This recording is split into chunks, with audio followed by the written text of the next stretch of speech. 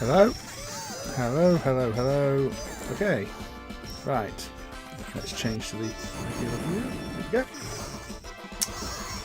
Hello, Arimas. How are you doing? I decided to do an earlier stream tonight, this evening, because there's usually a lot else going on a Friday night, and I'll probably be watching other people's streams later, so I wanted to cover some beat-em-ups. I'm not very good at them, but I thought, you know what, there's a fair selection of them that are worth some airtime, so I thought I'd do that now. The one on the screen at the moment is, if you haven't noticed, quite an ugly hack. It's a Chinese bootleg of IGS's Knights of Valour Super Heroes, but it's got characters from the King of Fighters hacked into it. So let's coin this one up. You see, it's presented as if it was somehow official. It's got IGS on the title screen, it's got SNK on the title screen, it's got this WFD company on the title screen. And the character selection screen, you've got, you know, the character's got Mai there from King of Fighters, and you've got various other ones. So let's pick Mai. And you'll be able to see it's really ugly in the way it's all hacked in. But the strange thing with this, like many of the hacks on the PGM hardware, is it almost looks like it's an original compiler of code. Like whoever developed it had the source code and all the assets. It's got its own modified protection routines. It's the build date's different. The base code is different. It doesn't just look like they've patched in over the original game. It looks like they've compiled it from sources. And given that that's the case for quite a few of these IGS games, it makes me wonder if somewhere in China or Taiwan the sources leaked out and other people developing it, or if somebody at IGS was pumping these things out in their off time. They're just so strange. It's very difficult to work out sometimes what is official and what isn't, because they all look like the official cartridges. We did see similar with some later Neo Geo bootlegs, where they were trying to present like their SNK games after SNK had gone out of business. But in that case, they were more obviously bootlegs. They're more obviously hacked over the code. But many of those had things like Super Plus in the descriptions, just like you see with these PGM ones. But most of the PGM ones that have Super Plus are apparently official. This one doesn't have Super Plus. This one just has a different Chinese title and hacked in characters. I'd say it's one of those things I don't understand, but we're going to have to get to the bottom of one day, I feel, and especially considering that some of these don't really work properly because the protection is different, and we're trying to use protection doubles from the originals or simulations from the originals. It's just a complete nightmare in terms of trying to document it all. How are we going? Oh, so there's one to count. But I think this probably gets overlooked because it's got a it's got a Chinese title in MAME. Quanhuang Sanguo Tebie Ban. So I can't pronounce Chinese things. Hey Mitchell, how you doing? Have you played this strange hack of Knights of Valour Super Heroes before? With King of Fighters characters? Or is this one new to you? It's been in MAME for quite a few years. The set name is KOVQHSGS, if you were wondering. Good, good. Have you got any plans for the weekend, or just staying in? Well, I guess you're staying in with all the COVID stuff, aren't you? Because everybody's staying. But playing any games or anything?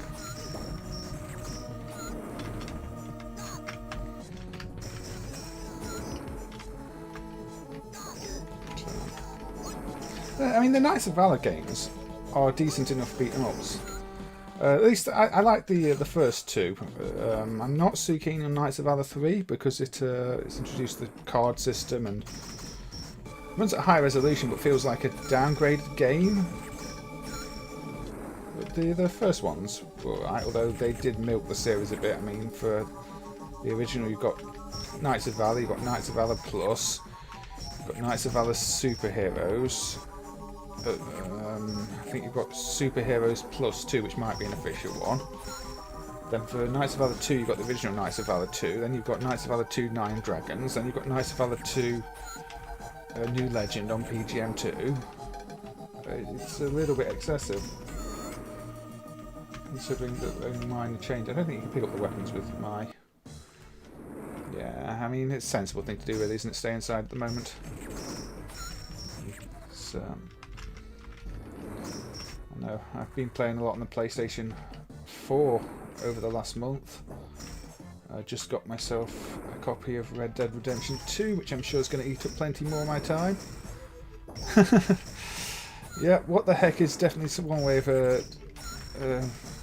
one reaction to this that is perfectly valid. China for you, or Taiwan, I'm not sure. Probably China though, I think it's a Chinese title. Yeah, it's Knights of Valour mixed with King of Fighters. Like I say, it seems to be oddly not just a hacked up piece of code, it's like it's an original build done by somebody with the source. Same with a lot of these odd versions. I don't quite know what the process was. See, they even replaced the portraits on the speech. I don't know if they've got full endings or anything like that. I've never tried completing this version. It might crash at some point for all I know. No, it's just a shame it's so badly done. The character's clearly out of proportion, weirdly stretched, drop pixels here and there. It's a very lazy sprite work. But just getting your own sprites on PGM is no easy task because it's not a tile-based system like the Neo Geos. You've got variable size sprites with bitmap sort of definitions, so you get the shape, and then you've got the colour data in different ROMs. So again, it feels like they had to access to some sort of official tools to get this done. Some of them run better than others. I mean, this hack seems mostly fine. Some of the other hacks, because they've got their own protection, we don't have the internal ROMs for the hack versions, get a bit messed up. I think this one's mostly okay. Yeah, some of the Knights of Valour's games, they're still using protection simulations. Knights of Valour Plus is marked as not working because the protection simulation might not be accurate. I think you can get stuck in some rooms, or so we kept getting reports of. But they're also quite messy because the protection supplies the region on them, and some sets clearly don't have all the code for each region complete. So you can play the game, it can seem fine at first, and you have English halfway through the game, then suddenly it will change to Chinese or crash because that's as far as it was ever translated. It was never released in that region. But with just the ROMs, it's not so easy to know. I think it's fair to assume that most were released in China and Taiwan, or maybe even Korea. No, have you played the original version of Knights of Valour, not the hacked one? I mean, you probably, I guess you have. I mean, it's one of the well-known PGM games. But this hack is, yeah. When I first saw this, I was very confused. And I thought it was just some bootleg somebody had made online, but it's really not. This was sold commercially as a bootleg, although it looks like an original card. But, yeah, well, a lot of the hacked MAME cabs are made in China, and these games are hugely popular in China. That's, you know, they're fully localized Chinese and made in, I guess, for a Taiwanese company. So when I was doing the emulation of the PGM platforms, you know, there were like, can you actually pick anything up on mine? I don't think you can. That was where a lot of the people commenting on the progress were from. Unfortunately, I think some of those were the people interested in trying to bootleg these things, but that's sometimes just what happens. It's the good comes with the bad. But the bad comes with the good even. But, I mean, if you look at some of those Chinese things, they're full of Neo Geo hacks as well and the like. You know, you go to the menu and it'd be like a few strange choices of games, then they're loaded up with King of Fighters hacks and other things. And they're always based on old versions of MAME and bad emulation. And I don't know. It might do. I mean, I don't know. Those Pandora's boxes are terrible, but they are literally everywhere. You can't really go somewhere without finding. You know, you go to a restaurant, it's got a Pandora's box machine in a bootleg Donkey Kong cabinet or something like that. You know, don't you have enough buttons to play half the games? I don't know. It's just a shame. You know, when we develop MAME, we're not thinking, oh yeah, we want people to be running bootleg cabinets using ancient versions of our software, which have been hacked up in terrible ways, on underpowered hardware, and replacing what could be a proper arcade location. But they're presented by the people giving them to locations as legal options, and you know, the staff there are none the wiser. They don't know they're bootleg machines. It's just a mess. You can tell them, but no, they don't care, or it's not. You know, you're inconveniencing somebody who hasn't made the choice to have the machine there.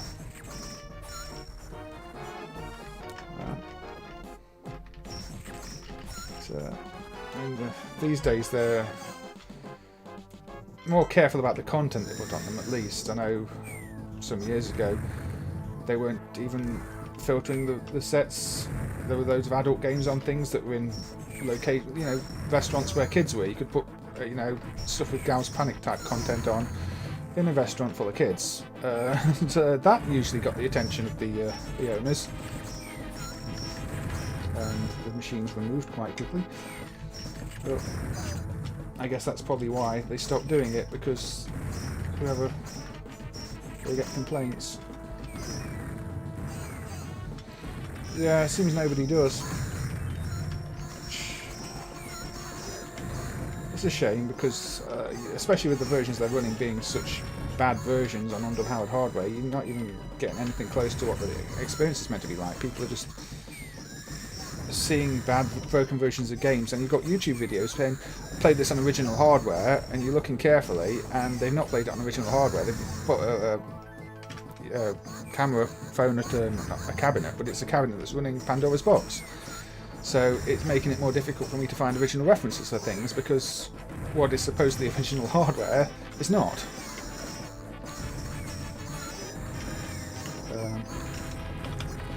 But yeah, I forgot, you've got your item wheels. Of course you have. I've not even used the item wheel.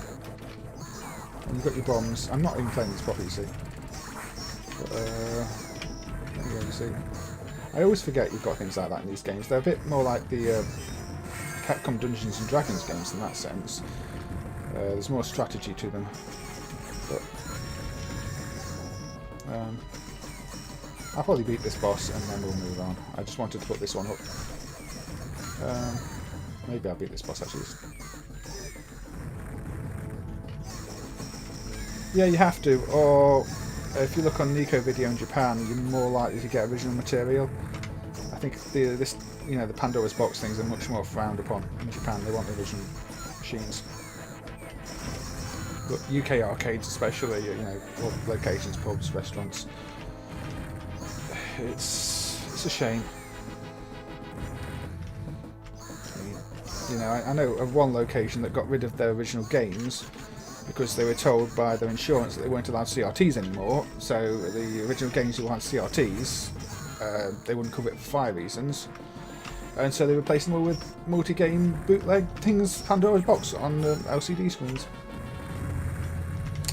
Because they're safer, apparently. Yes, you do your backwards run. That wasn't the proper boss? Oh, I don't know.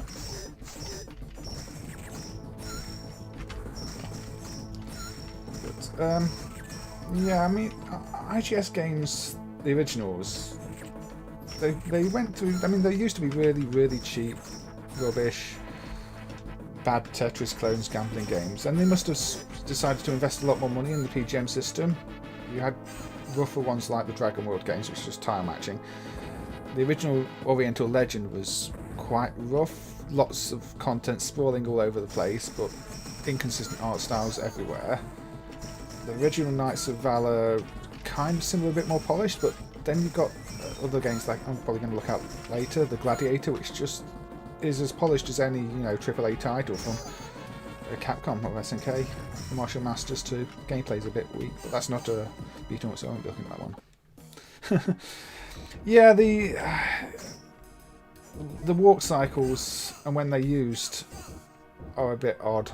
Knights of Valor 2 does it sometimes. You've got people pushing carts and they'll be stuck on a rock, but the walk cycle will continue, and it happens in the first 30 seconds of the game, and you're thinking, it's not the impression you want to give. You want to make sure your first level is at least very polished, so one most people are going to see.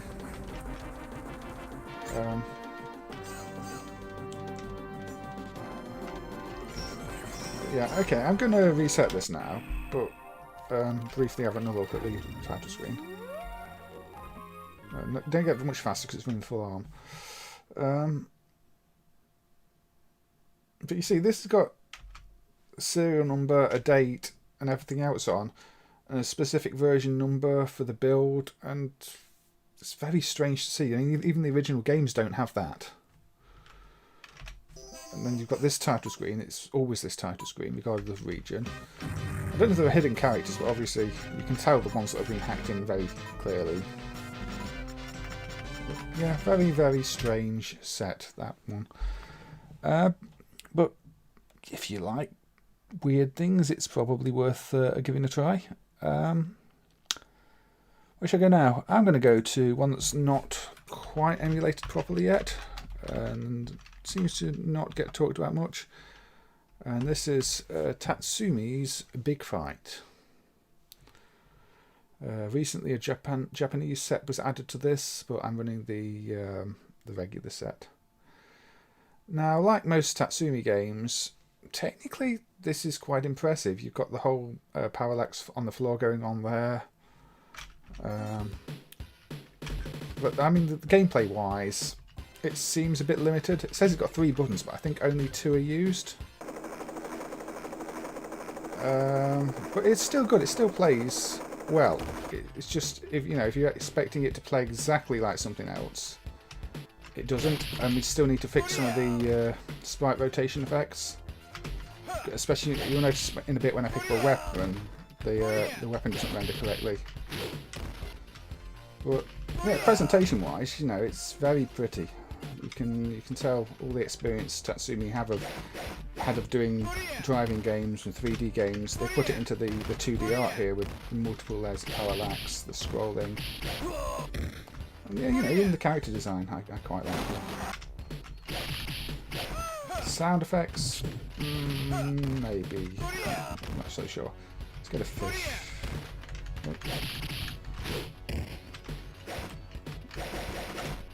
It's say not many people play this one. I think because it's emulated better now than it used to be.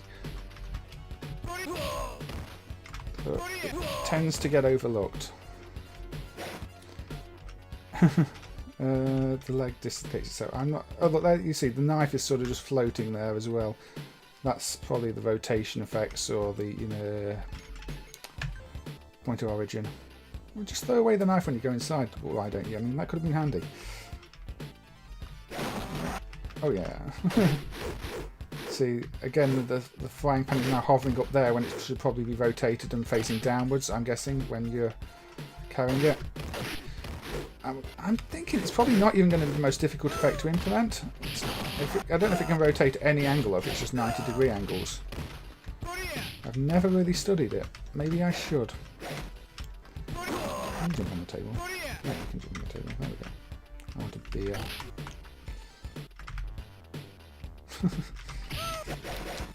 And no, this is an original game on Tatsumi's own hardware. This isn't a hack at all. Tatsumi stuff tends to be quite rare. There's plenty of Tatsumi stuff still not dumped. The Grey Out, the Afterburner clone, the multi-screen version of what's it called? Roundup 5, which is a Chase HQ ripoff. I think there's probably influences from other games. I mean, most games kind of borrow ideas in art design. I think there's an entire article on Hardcore Gaming about the origin of various sprites and poses and how nothing is ever quite as original as it seems. Hey Crazy, how you doing? There's going to be no Dora or Diego tonight, I'm afraid, because I don't think there are any Diego or Dora beat-em-ups, so just keep that one in mind. But how you doing? Yeah, Psycho Warriors, that's another one. I think Psycho Warriors suffers a bit more in terms of bad emulation than this one, because it pushes things a bit more, and when the sprites are offset, it affects the gameplay here, whereas here it's just the weapons look a bit weird.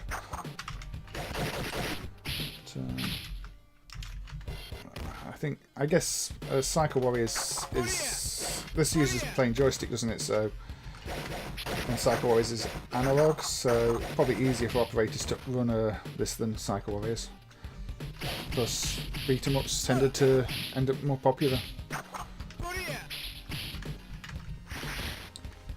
I'm not very good at them, as you can probably tell.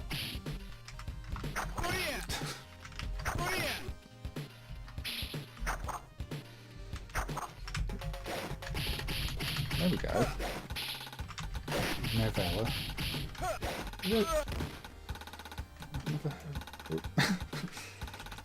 I'm just laughing at the cloud of smoke or cloud above her head there. I've never heard of anybody called Nevella.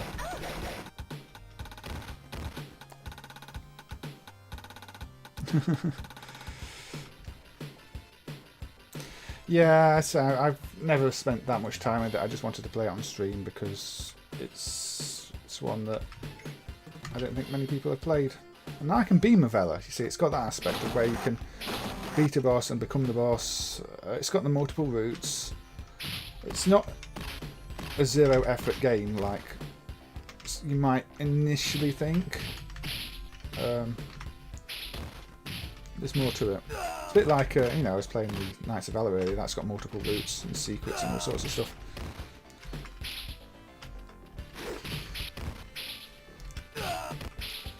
There's no sprite scaling on this in the way that, say, Sega's Arabian Fight has.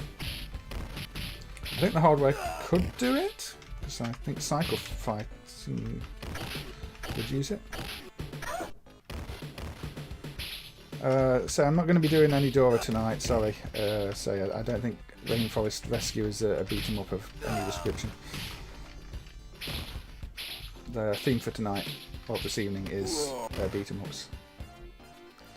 I might do an educational kids special type one another time, where I'll go through some of the V-Smile library.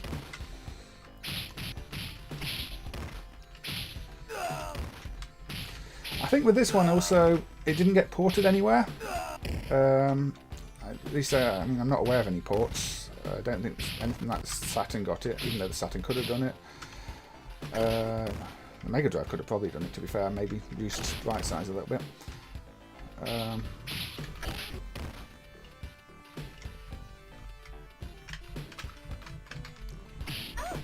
think that was another place where there was meant to be sprite flipping that was missing.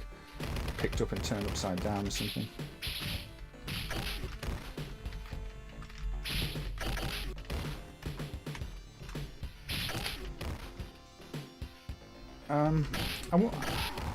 I wonder if there's actually any good original reference material for this one now, because I looked a few years ago when I was thinking of improving the emulation. I couldn't find any. Okay, my rage attack didn't last long. I think that's a mechanic I'm not used to seeing. When you get knocked over, if you hammer the button enough, you can build up a rage attack when you get back up. I can't think of any other games that do that.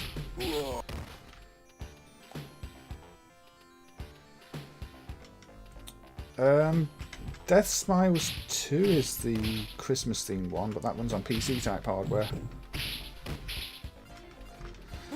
If you want to try and work out where the sprites are borrowed from, traced from, then that would probably be interesting to read about.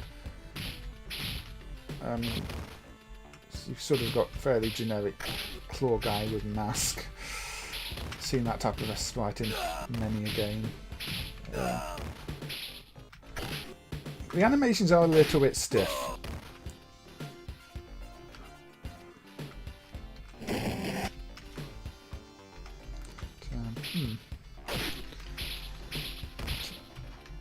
I don't know. Maybe you've seen... It's also possible you've seen some of the sprites in rip-off games that have borrowed from this, but because this isn't as well known, this feels like the rip-off.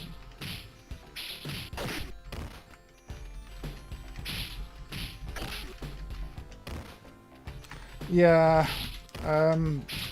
it's not really my thing.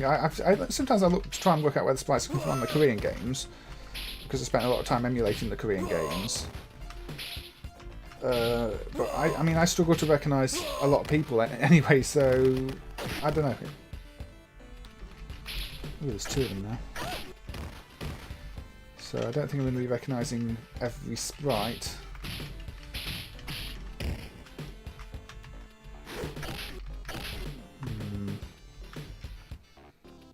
Come on then.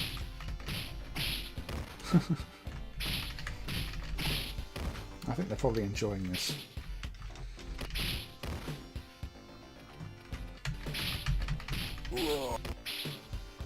Yeah, that's it. You get a lot of stereotypes.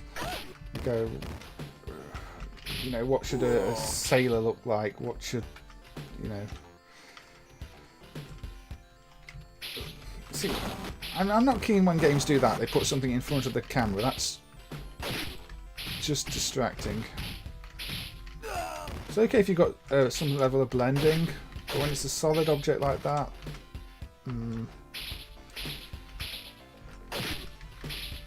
Evening, Custado. Why does this have a third button map? It doesn't do anything, does it? Ever. No. Now, these are strange enemies. I mean... They're mummified... What? This looks like a Halloween outfit gone wrong.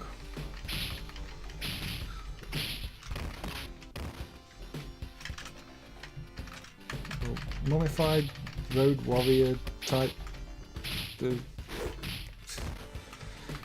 I don't know.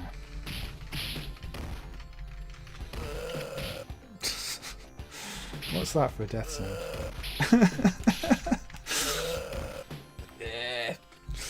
Oh dear. Obviously, with Tatsumi, they're far better known for, you know, Buggy Boy and that type of game. But, and Apache 3 needs some work. Lock-on works quite well these days.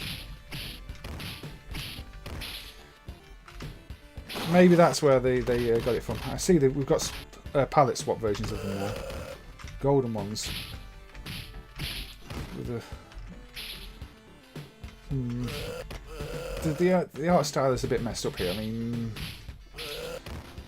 Egyptian aquarium. Okay, maybe. I've never really played more than a level or two of this, so I don't know. It's one of those where I've always been waiting for the emulation to maybe be fixed, or wanting to fix it, or looking for original references that I never found.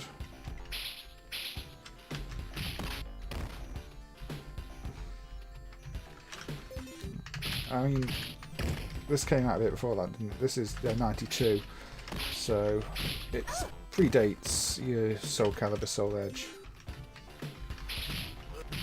Yeah. Tutankar Salmon. Yeah. Oh, ooh. Well, there we go. Okay.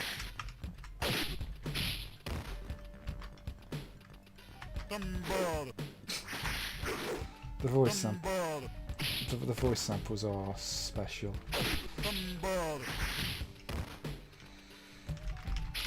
I've not found any attack combos, but maybe I just suck at this game. Okay, and you've got a laser.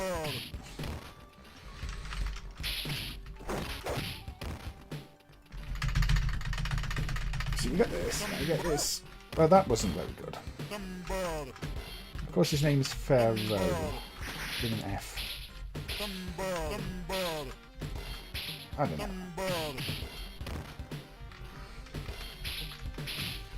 It's not exactly Final Fight, is it? But yeah, I think Phil does have one, because I think it was Phil that done the Japanese set. But asking Phil for references, I don't like to, because he's always busy. But yeah, if there aren't any out there, you should probably record them. I mentioned on the Boogie Wings one, it'd be good to have some recordings from his PCB, because the only ones you can find in Japanese are really low resolution, like upscaled 240p with all the artifacts. And working out exactly how bright some of the blending should be is tricky. Anyway, but yeah, if there are any special moves or combos, I mean, yeah, I can do this sort of desperation attack like that, but I bet that takes health off when I hit them. Yeah, that damages me as well. Unless there are special moves like Street Fighter style, but I don't think there are. And some games do. Is it Guardians does? I might look at that one in a bit. I think that's got special Street Fighter style moves.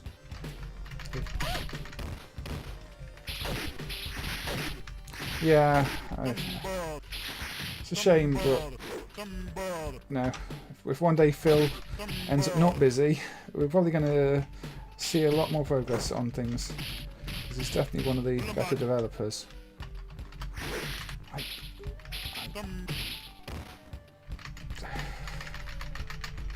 What is the strategy for this boss apart from get hit a lot and die?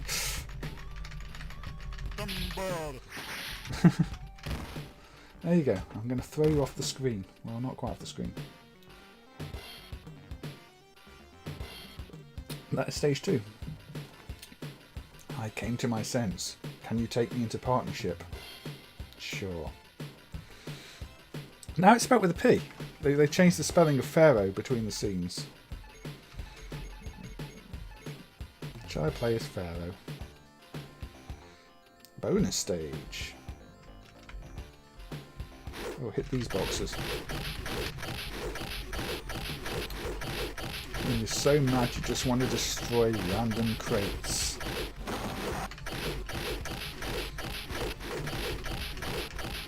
I do prefer bonus stages with a little more challenge, like timing.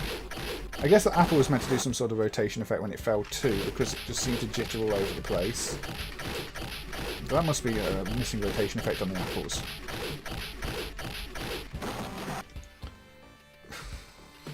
That win pose. Yeah, a little bit shallow once you know what to do then.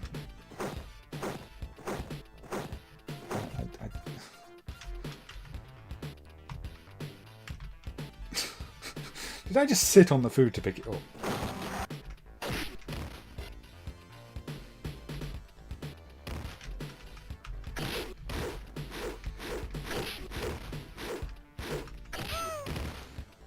I will levitate the sword above my head. No, it's not really a sword, is it? But, you know. Pointy stick. I'm just going to call it pointy stick.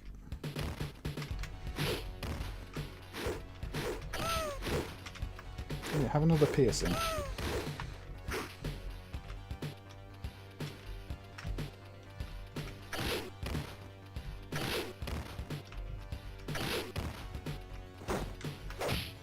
Now this is where you just want to be able to push the trolley with them on and not send them flying, but sadly you can't do that.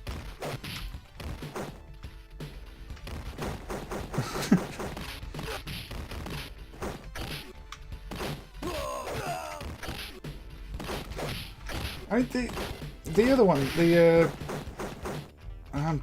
what was that? That seemed to be a different move. Look, I can do this. That seemed to actually lead into something. I roll knee pads. I mean, yeah, they're a fashion statement. Candy looks like he wants to go swimming with his armbands on. I don't mind foreground objects like this when they don't take up too much of the screen. Let's get some wood. Oh, that's also flying up there. But, yeah, one of the reasons I put this one on is because I wanted to play it a little bit and look for areas where there are likely to be missing rotation effects. So far I've seen the weapons, obviously, which I knew about, and those apples. The JoJo games are pretty out there, aren't they? I'm glad they fixed those up last year with the CPS improvements. I'm amazed that nobody reported so many outstanding bugs with the CPS 3 emulation until last year. I mean, they weren't even that difficult to fix on the looks of it once they were reported, but nobody had reported them. We do rely, obviously, on bug reports, especially when people have got original references to show what things should look like. Yeah, you've got some nice graphical effects. Let's say the parallax on the door there to give it a semi-3D look. Technically, it's what you'd expect from Tatsumi.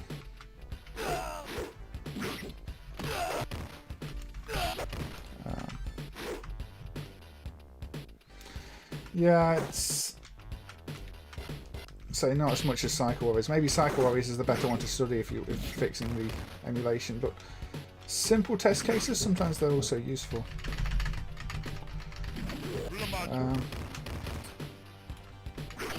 It's got not a beat 'em up, but I was quite glad to see. I think it's Happy improving some of the Hyper Neo Geo emulation lately. Just simple things. The frame buffer clear has been fixed up properly for the Samurai Showdown games, so they only wipe the frame buffer every other frame because they only update every other frame, which has stopped all the flickering.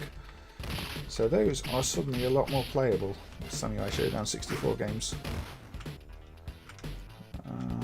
Although, say, there's still lots of issues with Hyper Neo Geo. I'm just kind of hopeful that now somebody's looking at them and we'll start to see them fixed. Sound especially I'd like to be improved, but I don't know where to start with that. It just feels like triggers are triggering the sample after they were meant to trigger, so you get everything delayed by an effect.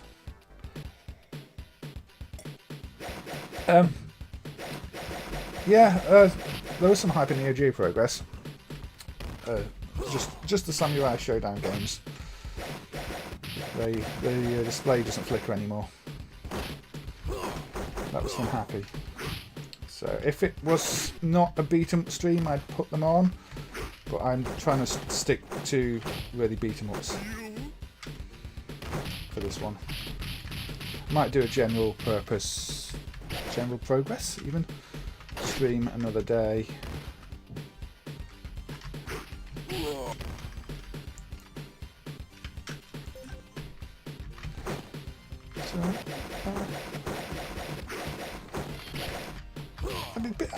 The sprites on this are big and chunky, which again stands out. You get a lot of fighting games with fairly small sprites. I think I put one on next with small sprites actually.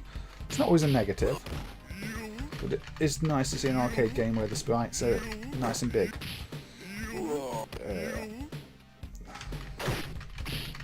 Gonza.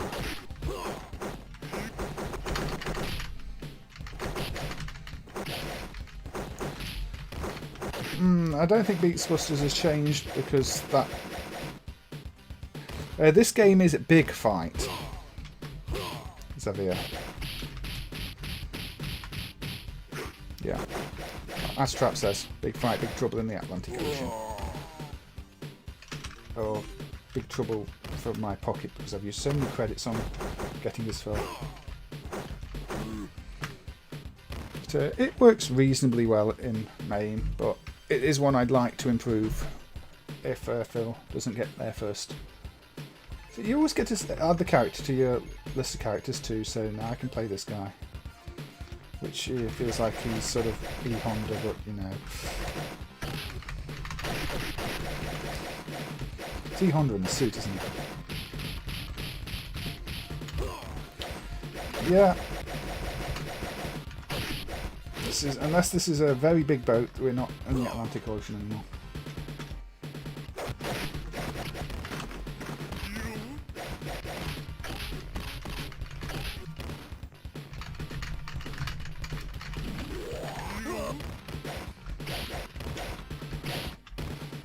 That burning man is very Street Fighter as well.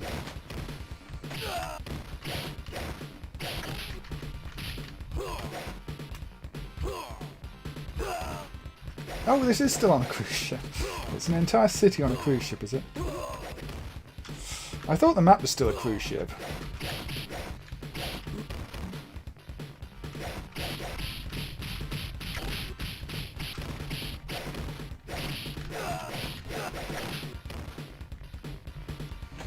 Yep, apparently this is a very big cruise ship. That's...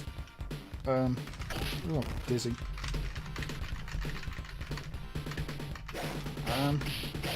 I'm glad it doesn't have the whole up and down sea motion the entire time though. I mean, otherwise we'd be very seasick on a cruise ship. The Magical Cat Adventure level that's got the whole up and down as you're going along on the ship. It's quite a difficult one to play at times. It's a good game though. But that's using the, I think the global offsets, the entire level to scroll everything up and down and up and down and up and down.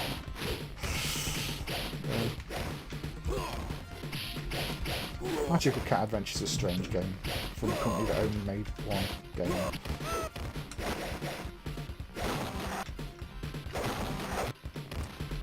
Harpoon gun. I don't know what all these people are doing on the cruise ship in the first place. It's definitely a mix.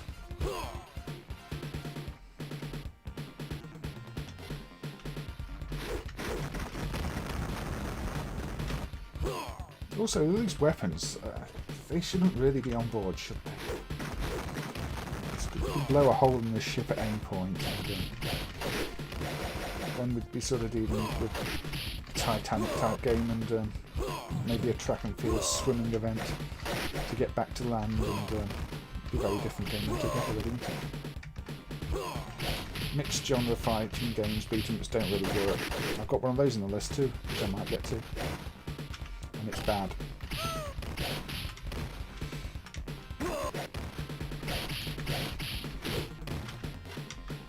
Bonus points if anybody can guess what the mixed beat 'em up genre game is that's really bad that I'm talking about. Clue, it's actually from a reputable manufacturer.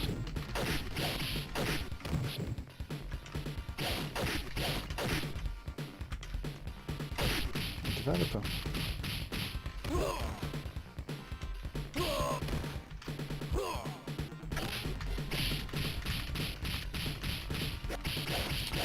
No, not Pit Fighter. Pit Fighter, I guess Pit Fighter's got beat 'em up elements, but I consider it more of a fighting game. But it's not so much mixed genre. I'm talking like one part of the game is a beat 'em up, the other part's more of a shooter. I'll put that one on next actually. After I think I'll play a bit more of this stage, see where this goes. But yeah, like Trap says, I don't think the rotation effects are used outside of the weapons in the bonus stages. The telekinesis on the weapons is quite amusing to see.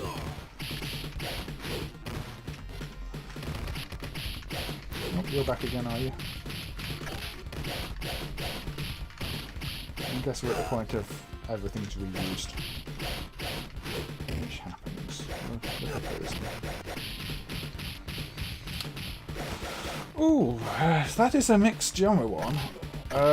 Although I quite like Spider-Man aside from the always declining health thing it's got. I hadn't got Spider-Man on my list for today. But, it's more of a platform game mixed with beating up, I'd say. Anyway, I don't really want to beat the Native American stereotype. So we'll close that. Okay, the mixed genre game is from a company that's got a really good pedigree for beat 'em ups actually, Konami, and there are two versions of it. I'm going to fire up one right now. The parent set, S.P.Y, Special Project Y. Let's read through this. Right, if you insert a coin in this, you're going to go, you know, this isn't a beat-em-up game. Because the parent set starts out like this. A very averagely bad Space Harrier rip-off. Averagely bad is probably being kind. I'd just say it's awful. However, if I load the US version, clone, US version M,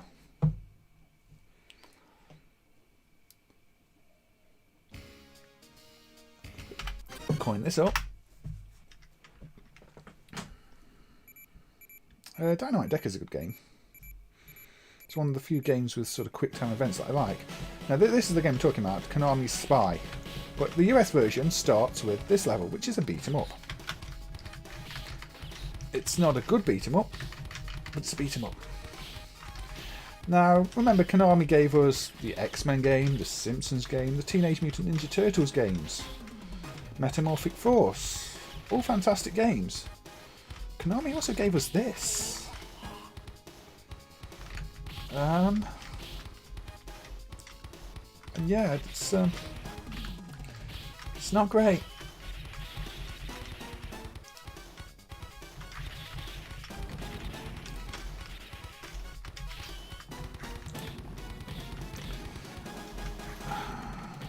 I don't know. Maybe somebody likes this and I'm being too harsh on it, but the animation's rough, the movement's rough. You don't have any kind of jump, you've just got your kicks, your punches. Obviously it's not as bad as something like Double Dragon 3. But it's not great.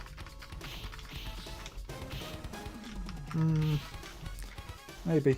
I mean, even this very quickly becomes not a beat 'em up.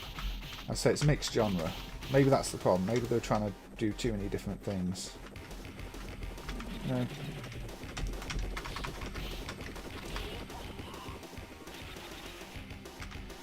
Kind of reminds me a bit of Jailbreak, because the frame rate's quite rough. Oh, come on.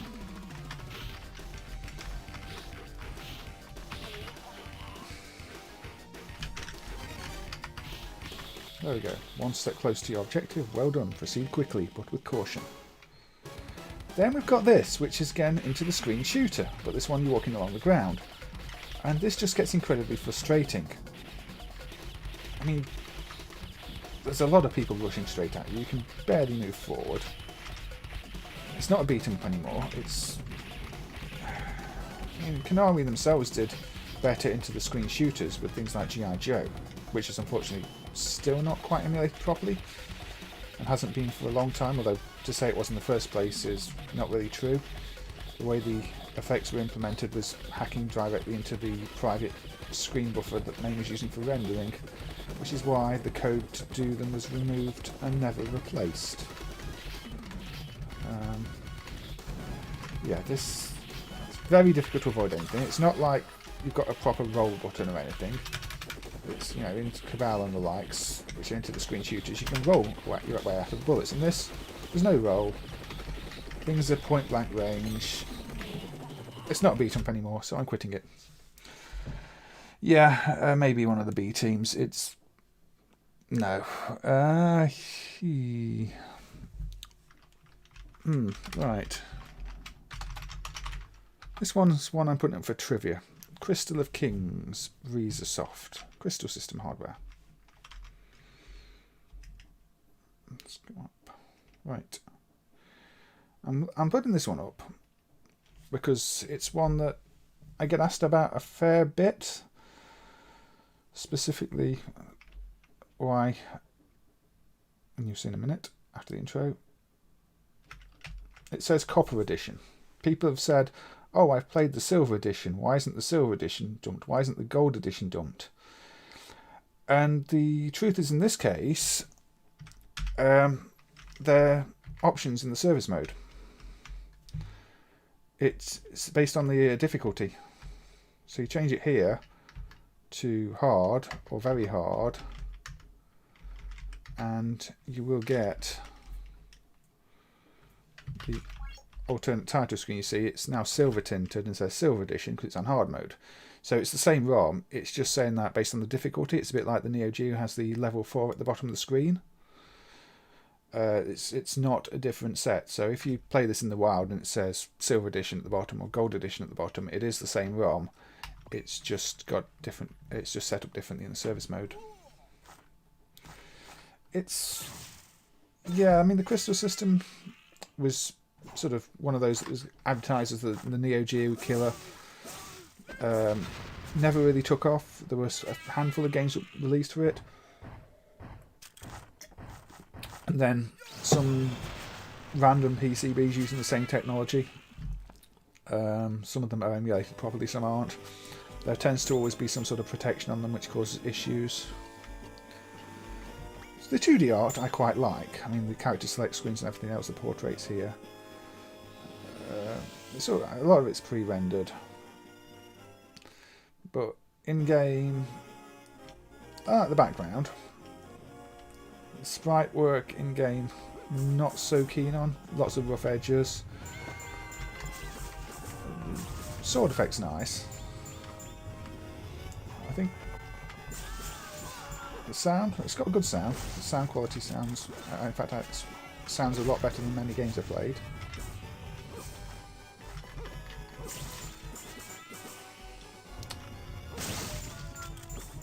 Thank you, Darren. I've never been to Southend. I know you've got some famous YouTubers from Southend. I mean, Kim Justice is living in the Southend area, isn't she? I know she often talks about Southend Football Club and the woes of them. Right, say no, the arcades would eat through your pocket money, wouldn't they? I can imagine, especially if you can't play them very well. One thing I don't like about this game is the background animation. You've got here this this big windmill thing. Is it a windmill? Whatever. It's only animated with a few frames of animation, so it looks really out of place with everything else moving smoothly.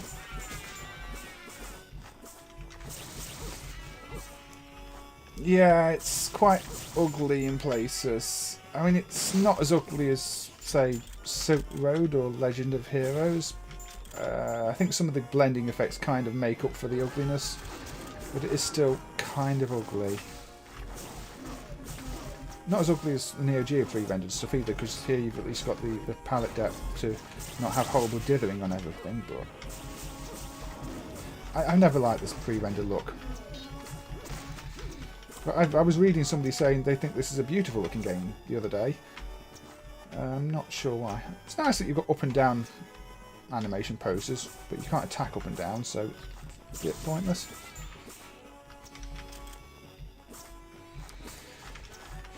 Yeah, I think there are more games that aren't dumped, but I think it ended up being used for a lot of redemption and gambling games in Korea, the technology, from the undumped things we have seen. There's some that don't work that we're not quite sure why don't work.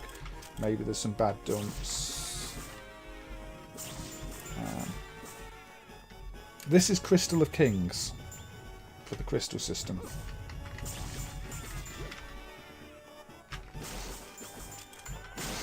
There are some nice effects beyond the graphics. I mean, there's plenty of animation when you smash up the barrel there. You've got bits flying off in that direction, bits flying off in the other. It's not a zero effort game. The screen shaking when, you know, big things are approaching like that. The elephant here. It looks like a Lego elephant though. Look at the thing on its back.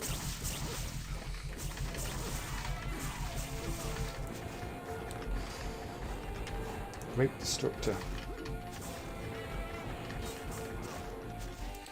I think some people just like the pre-rendered look. I mean, look how popular Donkey Kong Country was, for example.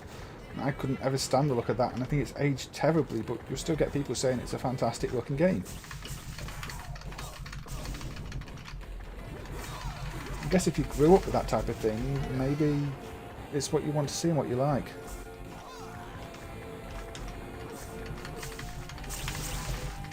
Great Destroyer Elephant.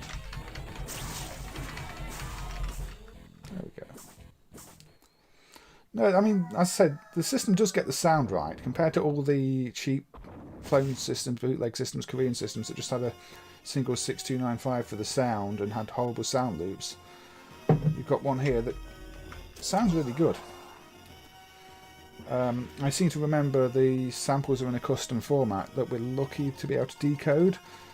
I think Elsemi said they'd left the encoder decoder program somewhere in one of the ROMs in the unused space, and so he was able to work it out from that, which is quite funny.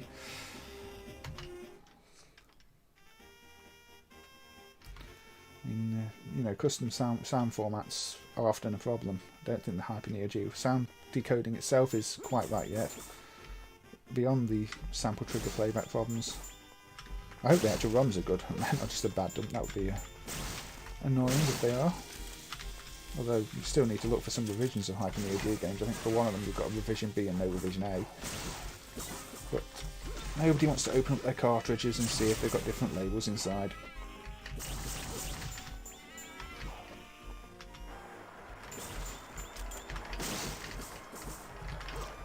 It's colourful. I'll give it that. I mean, this is a vibrant looking level. I mean, those bugs actually look quite nice, don't they?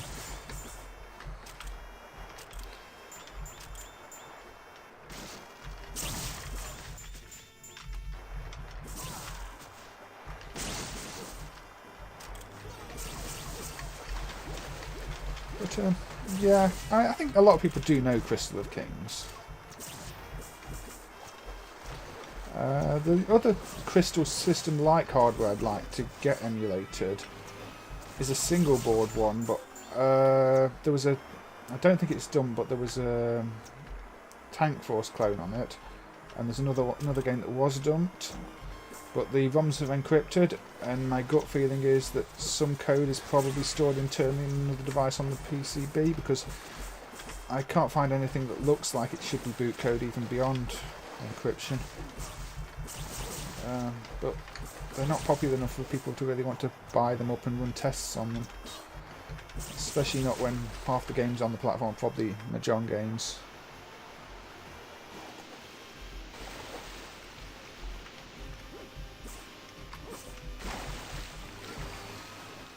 I didn't just jump in the water.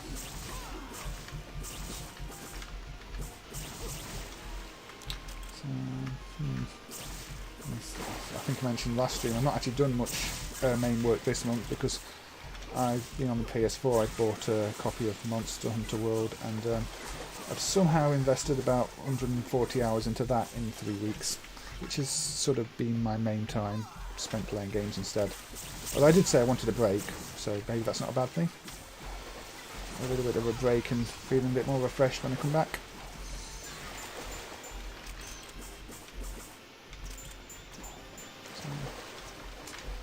Are there any specific beat-ups you remember from the South End arcades, Darren? Oh, Galaxia 3. I mean, there's multiple issues there. Obviously, it's dual laserdisc. That in itself is quite a challenge. There's lots of work going on dumping laserdiscs. If you look at the Domesday project, they're doing archival quality laserdiscs that look as good, if not better, than a lot of DVD footage when they're done properly. So the disc for it will have to be processed that way. There'll be huge files, I think.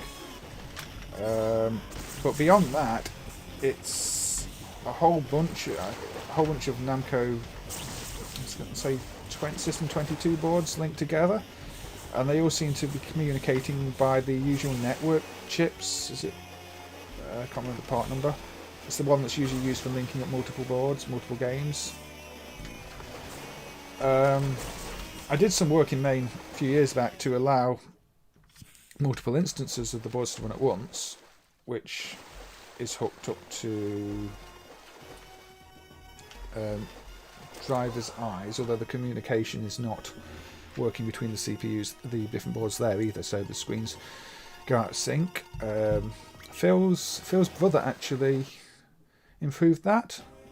and improved Ridge Racer full scale, although the Ridge Racer full scale graphics aren't dumped, so that's a mess. But he hasn't submitted anything yet. I don't know where there's a Galaxian 3 cab, maybe somewhere in Japan, but I don't think there's going to be one over here.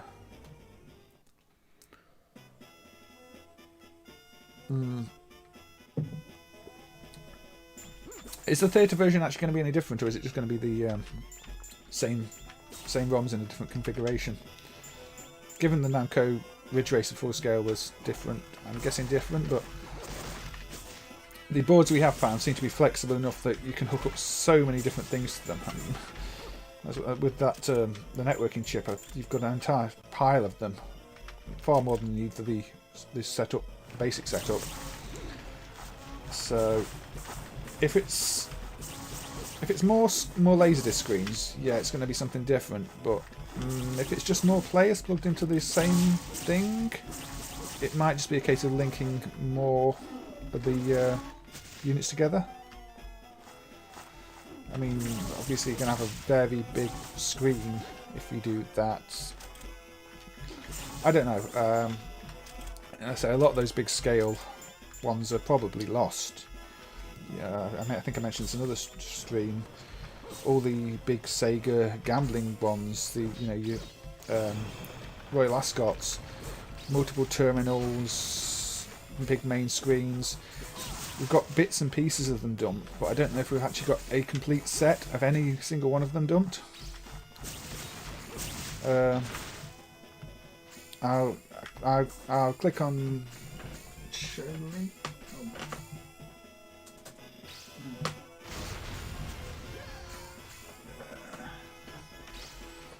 The laptop's turned. I was going to click on show link so I can let you link through, but the laptop I was using has turned itself off.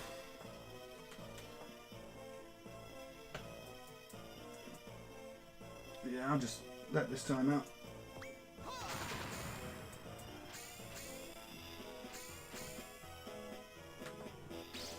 There we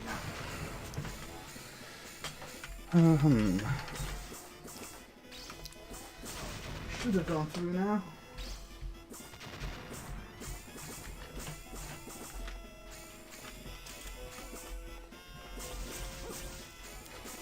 I've not actually played the PlayStation port of it. I think it's one of those where I do want to wait until the full version is emulated, because if you're taking something that was a multi-screen big arcade and you're just cramming it down onto a single screen PlayStation, I think you're going to lose a lot. Although maybe it's still a good game. But yeah, Sega multi-board things, even Pontoon and the System 16 driver. What's dumped is a System 16 board that had an encrypted CPU, so they even use encryption on those things. But it seems to just want to communicate with other terminal systems. I think the actual thing that's dumped is some video announcer for the Pontoon game, not the Pontoon game itself. There's so many large-scale things that may never be seen. It was a different industry, really. It was much more big entertainment industry than just simple games.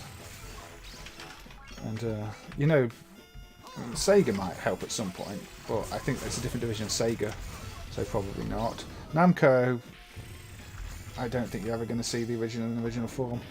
Namco are one of those where you still have to be careful about what you stream, because they'll claim everything on it.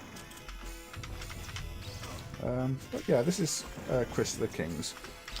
I'm going to quit out of that one now. If you've not played it, I think it's ugly. It's got some okay graphics in places, but the pre-rendering does nothing for me.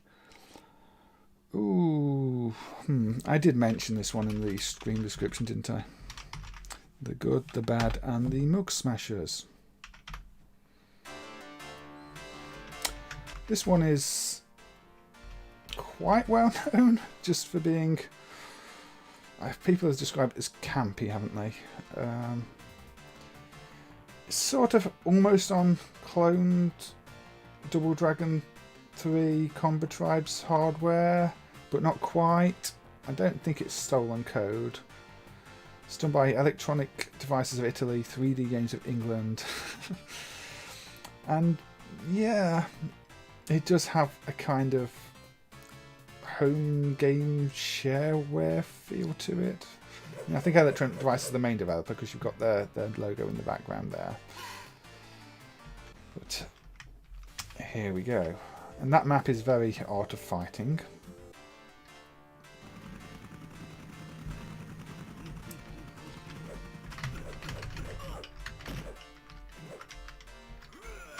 Pull that up. I mean, this game is fast and smooth. It's got that Double Dragon-like character movement from the original Double Dragon games, where the characters wouldn't move around quickly. Obviously, if you ignore the slowdown in Double Dragon, it had a very fluid movement of character. And this inherits that. I think that's why some people actually quite like playing it, because it's not a slow-paced, sluggish fighter. It's very to the point. You move around quickly, you jump around, you hit things,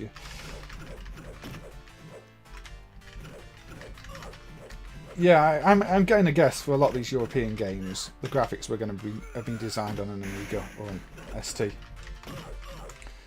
It was just a standard way, wasn't it? You got your copy of Deluxe Paint or something like that. You did graphics. It has that look.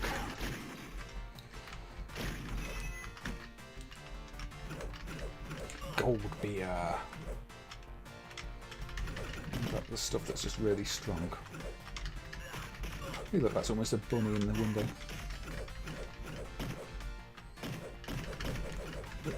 I want to know who builds walls in the middle of streets like this. Also, why can't I just walk around it? That would be far less destructive. Well, that's what I think of your Electronic Devices crate. Oh, somebody gave you a silver prize, did they?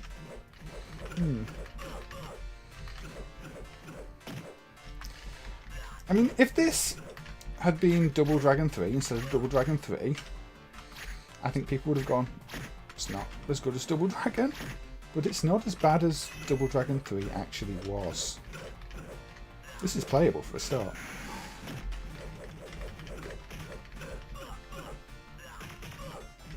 East Germany?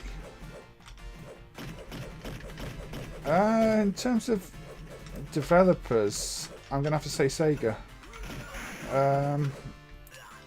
Just for the sprite scalers. I mean, Power Drift, Galaxy Force, Outrun, Turbo Outrun, Space Harrier, Afterburner. There's something else. Namco have got a lot of really good original concepts, though. I would give Namco that in terms of original games. Yeah. Tinkle Pit's fantastic.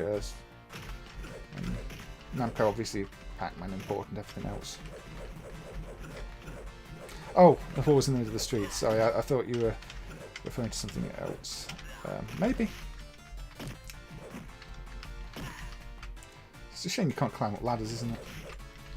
This one is quite plain in that sense. The background is the background, the foreground is the foreground.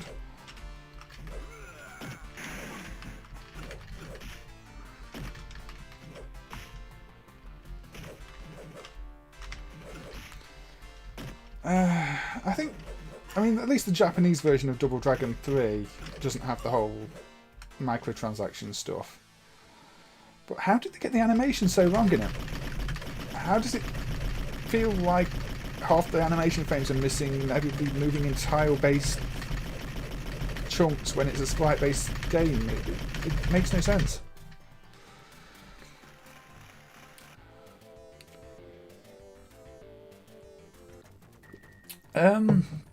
Yeah, Katamari is my favourite game on the PS3. So much so I've ended up buying it actually 3 times. I've lent copies to other people and they've ended up wanting to keep them, so I've ended up just buying it again. Oh, that's like quite an expensive 30 quid game now, isn't it? Even second hand. I should have kept them. Maybe it's even more now. It keeps going up. But yeah, I really like the Katamari games. That is true. I mean, there's no arcade Katamari that I'm aware of though.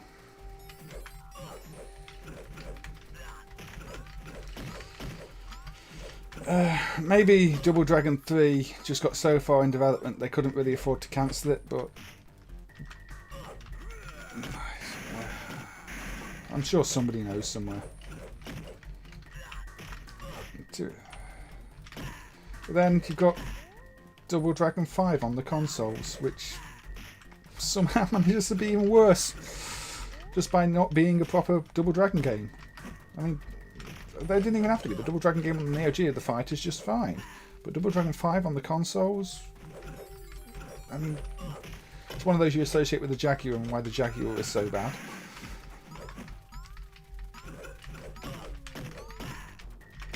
But, this is Mug Smashers for anybody just joining. Probably the campiest looking beat 'em up. That is what is usually said about it.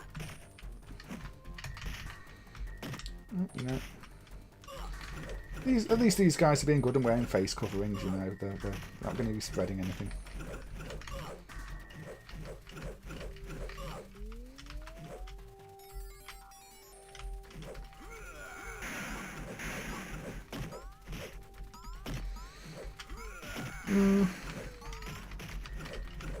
I mean, Namco definitely had the edge, I think, when we started to get the 3D stuff.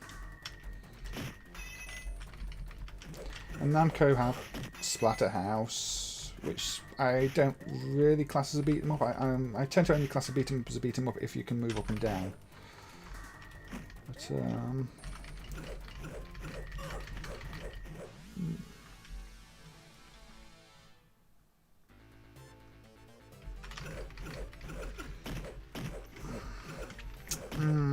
I mean, I've got Silent Dragon on my list of bad games.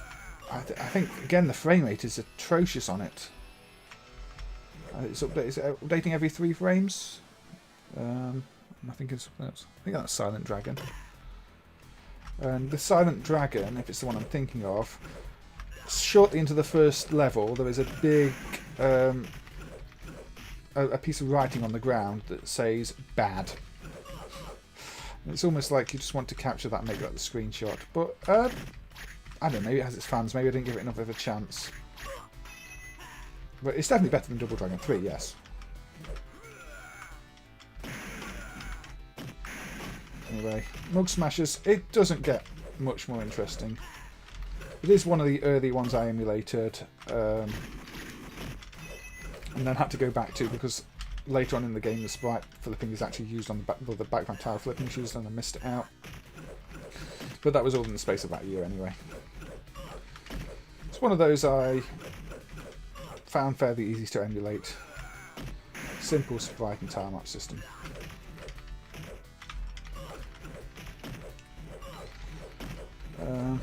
Anyway, should I put Silent Dragon on actually because it was on my list. The regular version, Silent D.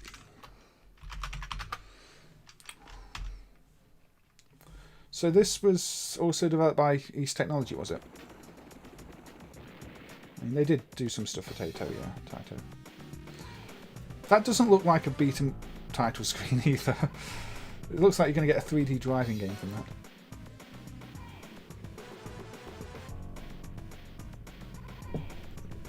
Shh, I'm a samurai. Yeah, it's a bit slow.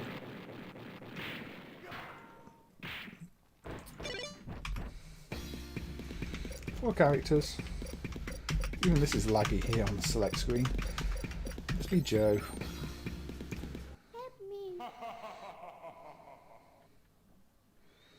That's some art.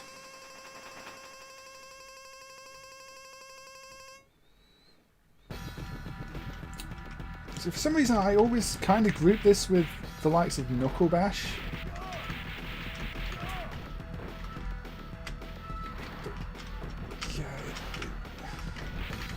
There's definite lag in everything in this, how it controls.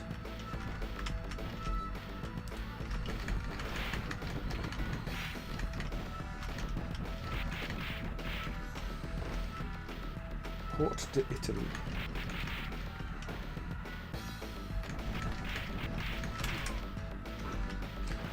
It does move in quite a nice way if you ignore the frame rate issues. Now, I was wondering if it was an emulation issue, but there's some original hardware footage of this one on YouTube, and it does seem just as slow.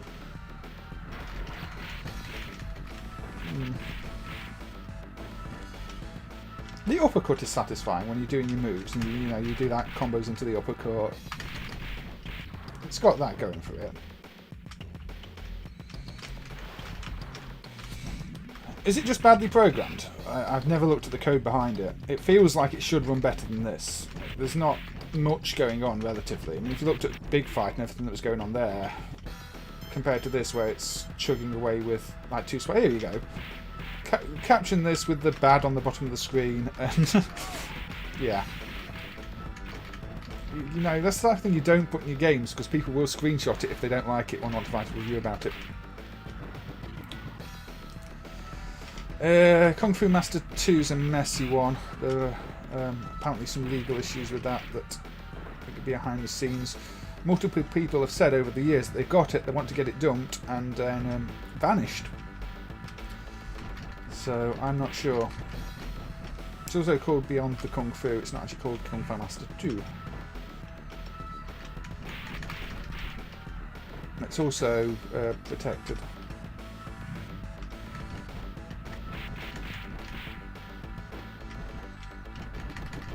It's got an MCU on one of the subboards, which is unique to that game, which might be why some people haven't dumped it.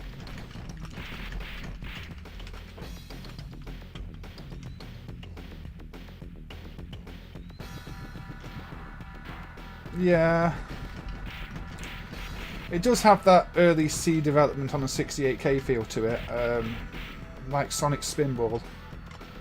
That one was entirely done in C, not taking advantage of the Mega Drive features, and has a really bad frame rate as a result. You could probably rewrite that game and have that run at silky smooth 60 frames a second. But the weird thing with Sonic Spinball is the bonus stages run absolutely fine. It's just the main game that is really, really slow. But I do know somebody who apparently was working on a port of that and was given the original code, and apparently it's atrocious C code.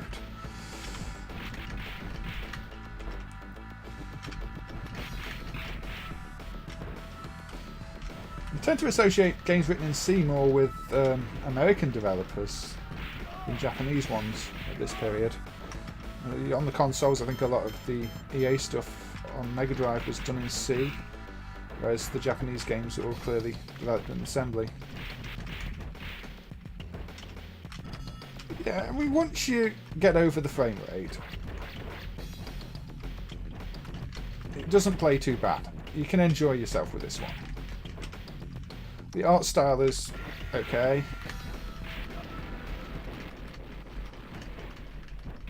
Lots of explosions.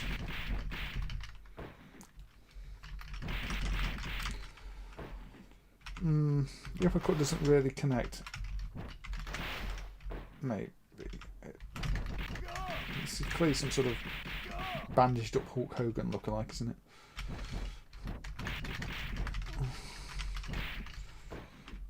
Championship belt. Where's the music gone?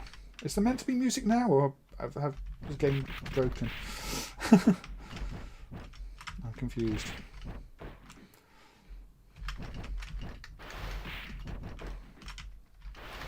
It feels very strange playing a game where the music's turned itself off.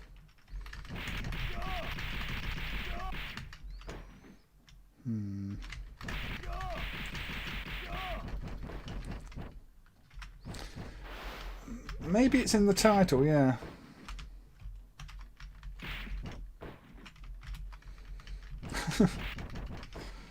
Well, I don't see any dragons, but I definitely do have some silence.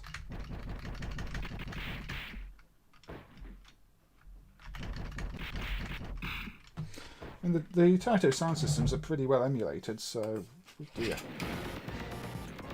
There we go.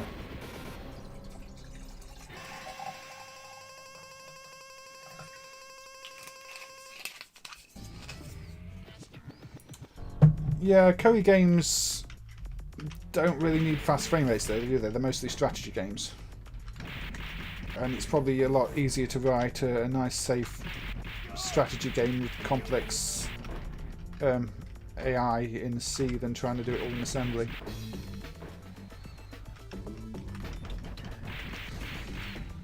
If it's not silent on hardware at that point, maybe. But it does, like you say, feel a bit janky. Maybe I just found a bug in the game. It feels like one of those games where you can probably find lots of bugs in it.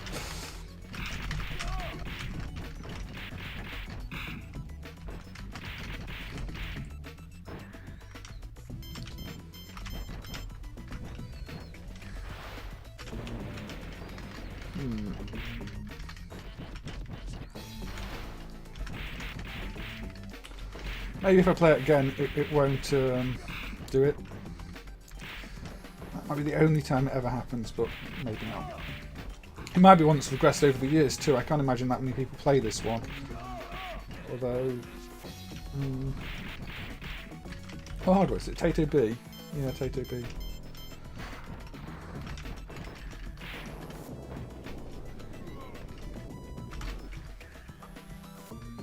Unless it's some really silly bug with the memory mapping that's broken at some point and it can't bank in part of the sound ROM. I don't know.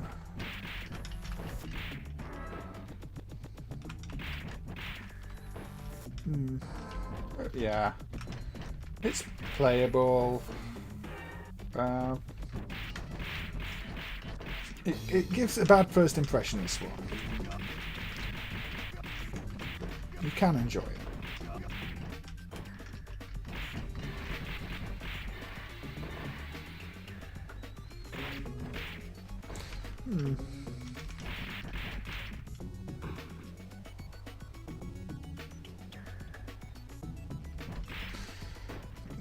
It's not the music you'd expect, really, is it? This is sort of got more of an indoor club in the background vibe to it than an outdoor street fight. Some of the animations are good too, the way they slide over that.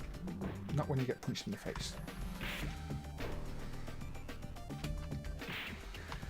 At least I've got somebody cheering me on in the background.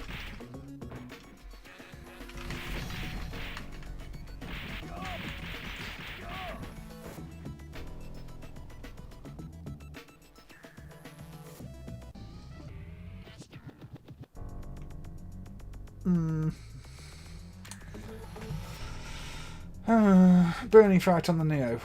I think of all the Neo beat 'em ups, that one is possibly my least favourite. Seems very stiff. Although I played it a bit when some of the prototype versions were dumped that have different character names and the like. Although aren't that different, some of them. But I don't. It's not one I would go to. I might do a Neo Geo special at some point while I look at some of them. It wasn't on my list for tonight. Although I'm way behind schedule on my list for tonight anyway. Thinking about things. I'm guessing it's the same for quite a few of the early Neo Geo games, because they keep appearing on compilations. You've got Ghost Pilots, and I've played that a few times, and I quite enjoy a shoot. I'm not very good at them, but I enjoy them. Ghost Pilots is just feels slow and tedious, but it keeps getting re-released. I'm not a big fan of a lot of the early Neo Geo games, actually. I mean, Magician Lord. If you're trying to sell me a Neo Geo as a super expensive platform that can do all these things a cheap console can't, and then you show me a Magician Lord, I don't get it. Sure, it's a good game in its own right. I'd rather play a Mario or a Sonic, or they're far more impressive than I found Magician Lord to be. Right, let's put on Denjin Makai 2 Guardians. This one is a very popular one that I did some work on fixing bugs in over the last couple of years. Yeah, the music's not bad in it, is it? One of the bugs was this intro, which is using a raster effect to split the screen and the scrolling for that fire effect. And that was really tricky to implement, actually, because raster effects rely on changing the scroll values and sprite data mid-frame using an interrupt, but this hardware was writing the new scroll values to an unmapped area of memory, and we also know that the sprites had to be buffered, and buffered sprites plus raster effects doesn't work because the sprites are buffered. They're copied all at once at one point in the frame. So what it seems the hardware does is when you do the sprite buffer copy trigger, it copies the sprites in a different format, rearranges them, and puts them in a different area of memory that may or may not be readable. And then when it's doing the raster effects, it's writing the scroll values in the format for that new area of memory, not the original sprite list, and modifies them there. So I had to basically guess the format of that sprite list copy and then manually copy the sprites in that format to that extra new sprite list so that they could be modified in the raster interrupt. And because it's a non-standard 68K variant with its own timers and stuff like that, those had to be implemented properly too. So just getting this fire effect in the intro to work, and I think it might be a frame off, a few lines off because there's that bit at the top there, it was a real nightmare. And I think at some point tests are going to have to be run on the hardware to see if that alt sprite format is visible and how close the guest sprite format I have is. That wasn't the only emulation thing with this that needed work. This map screen coming up. Now there's two parts to this map screen. There's the overlay, the yellow bit, and there's the background. The background uses a zooming effect. The overlay does not. The zooming effect on this hardware is one that applies to all sprites. Everything zooms. You do full screen zooms. But the overlay has a single bit set on it that seems to exclude it from that zoom, but also force it to use a different palette to everything else. It's a weird one-off only used here of hacking the code for that bit to be enabled and forcing a single palette. Again, it doesn't make much sense, and it made implementing the zoom much trickier than it should have had to be, because you couldn't just zoom a whole frame buffer because you've got the part that doesn't zoom, and it's all mixed with priorities. But yeah, this one, I didn't like this at first when I played it because the animations felt, pardon me, very stiff. But you do work out how it's meant to play after a while. You've got special moves and all sorts. Are the raster effects also used for the wavy background there? But yeah, you've got all sorts of different moves. I can't remember most of them now. I did work them out at one point. You've got your ranged attack. You hold that for a guard. Yeah, you can swoop like that by tapping things in the air. So there's a good range of moves in this one. Whereas when we played Big Fight earlier, there didn't seem to be any special moves, anything different, any way to mix up your attacks. This game is the opposite. You've got loads of things you can do. And yeah, this is another one that's very popular in Asia. If you look at the number of bootleg boards of it, hacked up boards of it, it was well liked there. It probably wasn't seen much outside of that territory. Again, it's quite late.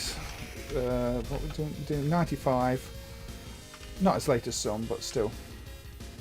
After a lot of the popular Capcom games, when Capcom were dominating the market, really. Yeah. But, you know, maybe it's not got as many special moves as, say, IGS's The Gladiator, where you're picking up moves all the time with Street Fighter-like combinations to do if you put it on manual. But it's still got more variety than most. I like the effect they've got on here, because you've got your little robot down there with his camera, and he's filming what you're seeing up there in the main screen. That's quite a neat little effect.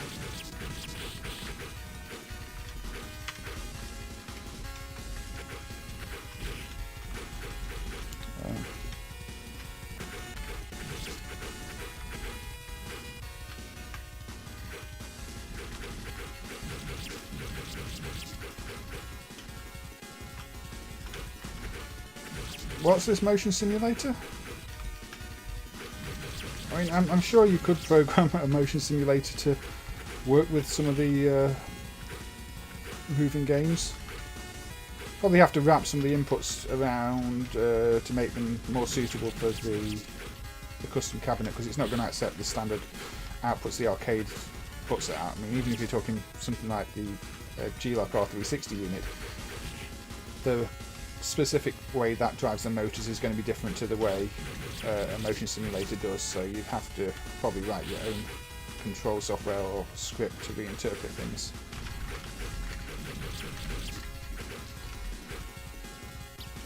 Yeah.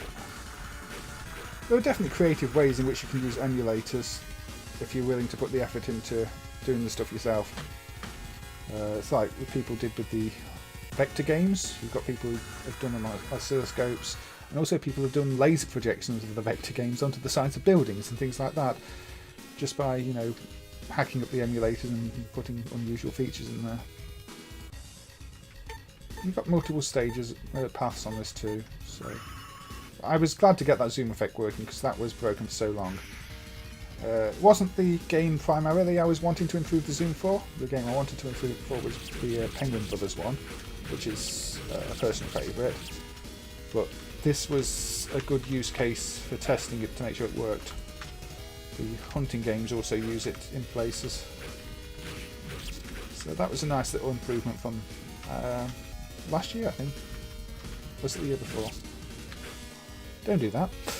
I know I've got wings, but I cannot fly off trains.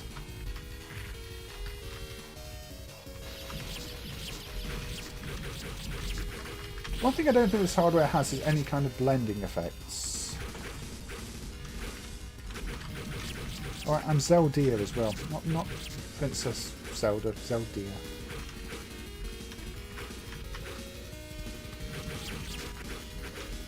Yeah, this is I do think this is a really nice looking game. I like the tunes that go on to. It's just a shame maybe there's not a little more animation. But I think I prefer the variety of characters over them spending any more on animation. If there was, you know, there was clearly a budget in terms of ROM space.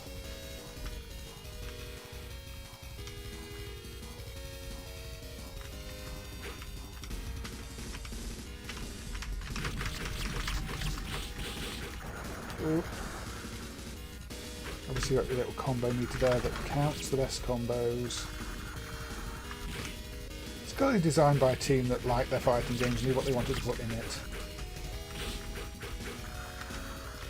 It's what, Winkysoft? Not a name I'm overly familiar with. I know there was a prequel to this too, which is fairly well emulated these days. But I like the design here. I mean, you've got these giant crocodile things. It's creative, it's colourful, it's not generic. The backgrounds here, I was talking about how I didn't like the backgrounds in Crystal of the Kings because they weren't animated smoothly. Here you've got a similar thing, a swinging wheel, but it's all smoothly animated. And it just gives extra depth to the stage. Little attention to detail, like that. There are multiple characters too. I'm only using this character at the moment because it's the first one on the list.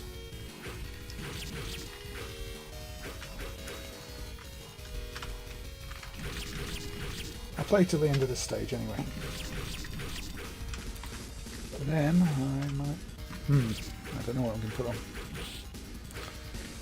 Part of me wants to put the Defender from Jail on, but, you know, is that really a beat 'em up? It's more shooting than anything. Plus the Defender from Jail still needs the speech emulated, which apparently isn't 5205. Which is strange because to me it feels like it should be a 5205, but none was seen on the PCB. I'm still going to have a look at it anyway. Maybe it's a 5205 clone. Oh, hey, Edson. How you doing?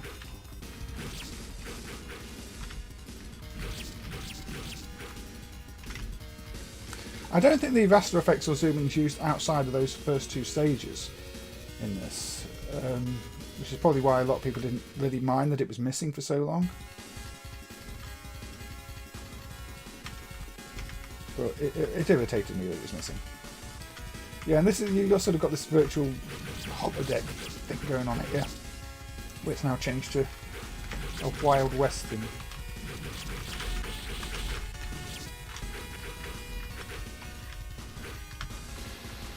That wasn't good. Now it's a sort of graveyard.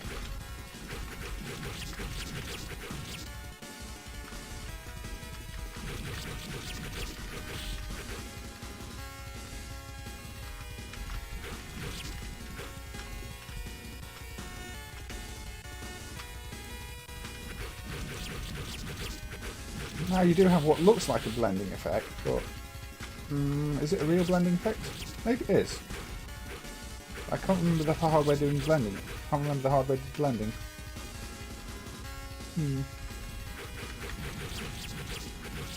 Maybe it's a palette effect. I can't remember. I didn't look at that specific part of the hardware. I know the other set of platforms did. Maybe it does. Because I'm thinking about it now, I fixed the blending on SSD and I think the code was the same. Just not as extensively used on this hardware, so I forgot about it.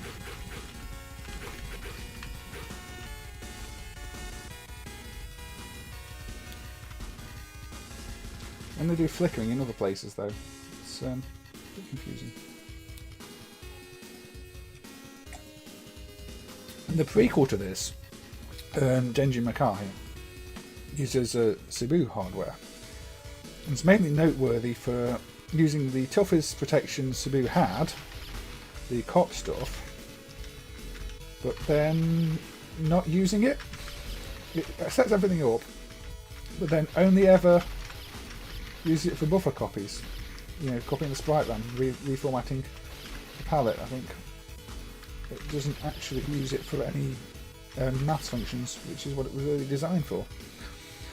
So it was one of the ones that used the protection that was emulated before the others. That was pretty bad. That's like Robocop 2, where that's Robocop 2, where it's got the gallery stages. So,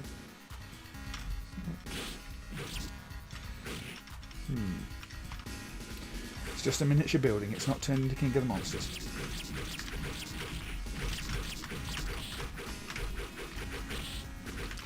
Yeah, that's. I think that's enough of this one.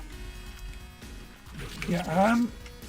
I advise you have a playthrough of that one yourself if you enjoy it. Ooh, where am I going next? I'm going to go for Not Well Emulated Sound. That's not the title of the game. But,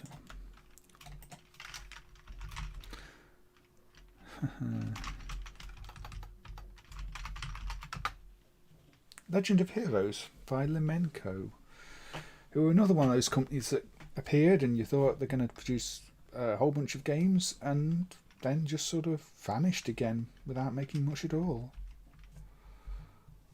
But this was one of their efforts. Unfortunately, it does use the QS1000 sound, which is basically black box MIDI player, and it's not well emulated. The volume is really low most of the time. Then you've got other parts that are really loud. She's got interesting tattoos on her legs. But yeah, this is obviously one of those sort of Chinese dynasty based ones. It's got an English intro. I don't know if that's configurable. Maybe in the test mode there's a language selection. Maybe there's just an English version that's dumped. I will do anything to save my country. This isn't even your traditional Hyperstone hardware. This is an entirely different sprite system with non-tile based sprites. This was used for this and Super Bowl 2003 and some gambling game on a different piece of hardware. But yeah, there is some music right now and some sound effects, but they're ridiculously quiet, so I apologise for that. Visually, this reminds me a bit of things like IGS's Martial Masters. There's a lot of animation frames, but it makes the mistake of, the first enemies you face are airborne enemies, and everybody hates airborne enemies in beat-em-ups because they're really hard to hit. So it's one of those, doesn't get off to the best starts. Yeah. Why do you do this? There we go.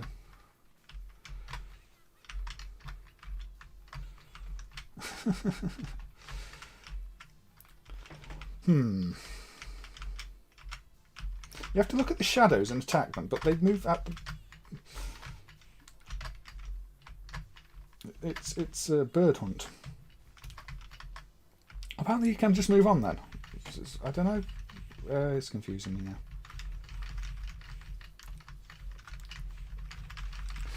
But this is again one of those that feels satisfying when you're doing your little punches and combos and throws. I think if the sound emulation was better, more people might have actually played this one.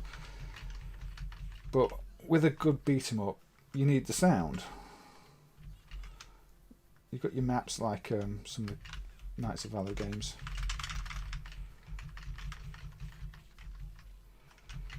You know, you want to hear your punches land, and I can barely hear them right now. So the volume's so quiet. But then I'm sure it'll randomly play something at full volume halfway through the game and blast out the speakers if I turn it up. It definitely needs attention, this QS1000 emulation. I'm sure it should be possible to improve it. But this and other things like Mission Craft use it. The Arcana Heart hardware, which isn't emulated because it's a weird modernish ARM setup, and I say modernish, not that modern, similar to the GP32, I believe. In fact, I think the system on a chip used by that is the same as one of the GP32 models, but it's not emulated. And that's got a pair of these sound chips, including the, you know, I don't know why they'd go for the double up this sound hardware, but they did. That's not even hooked up at all. You've got other games on ARM-based systems using the sound hardware. I'm not sure it's hooked up in the driver. Pang Pang Car has this sound hardware, but it seems to be unpopulated and it's just using the RISC PC sound clone instead for all the sounds in that game. So a complete waste of having the positions on the board, or sometimes the chips but no ROMs. Yeah, this is another with big foreground objects that are in the way too. So I don't like it when they do that unless they've got blending. IGS got that right on Oriental Legend 2. They did sort of half-tone patterns on the foreground objects when you were behind them, so you could still see things. Yeah, apparently you don't have to beat up all the birds, but they're still annoying.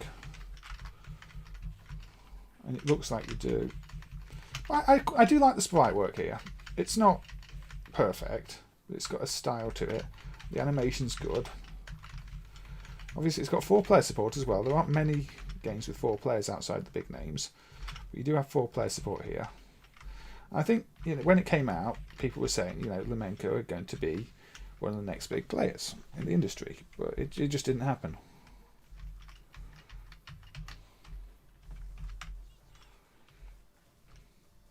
I don't know why, I don't know the story behind it. It's just one of those things.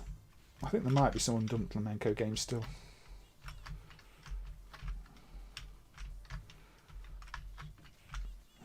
Why am I fighting? See, I'm fighting birds now, but what else am I meant to be doing? Am I just meant to be fighting the birds now? Oh no, do I go back to the flag? Is that what I'm meant to be doing? That's probably what I'm meant to be doing, isn't it? I've got to go back to the flag. It's non-linear.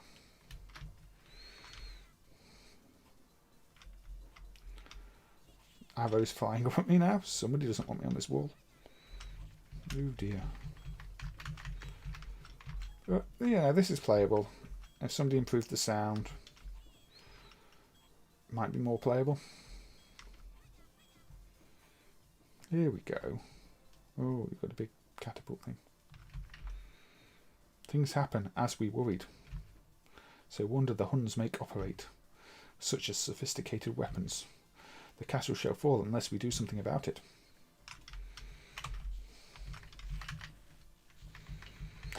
Are those the metal slug explosions? They look very familiar. They're a bit bigger though, aren't they?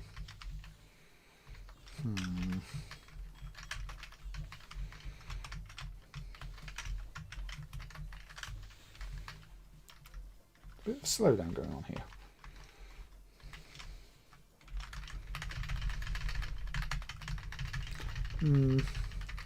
I feel the need to keep talking because this is so quiet at the moment. I want to get past this stage, But I wanted to show off this one. This is Legend of Heroes. Because I think there's potential here.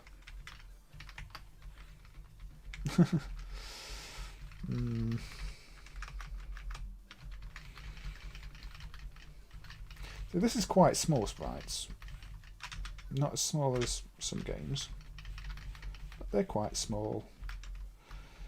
But like I say, I don't think small sprites is necessarily a bad thing if they're well animated. You've got things like Benefactor on the Amiga that had tiny sprites. And obviously Lemmings where you've got a few pixel Lemmings. In a case like that they work. And now I've got to go all the way back to there.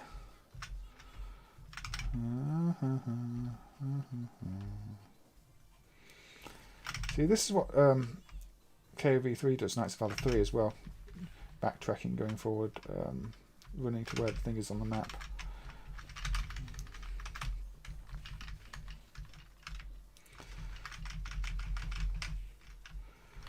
I think what surprised me most with IGS is that there was the Knights of Valour game on Atomic Wave 2. Although it was really lazy, it still used all the 2D art just with high resolution 3D backgrounds. And looked really awkward as a result. I know Capcom did that with some of the fighters, but it somehow looks worse with the Knights of Valour game.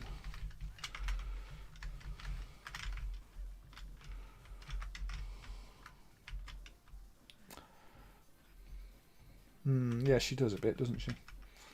You came here to stop me. Take back the bolt's heat. I'm going to treat you with a cannon.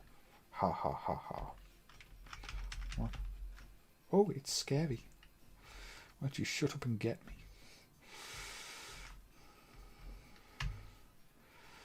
Treat him nicely. Come on, this way.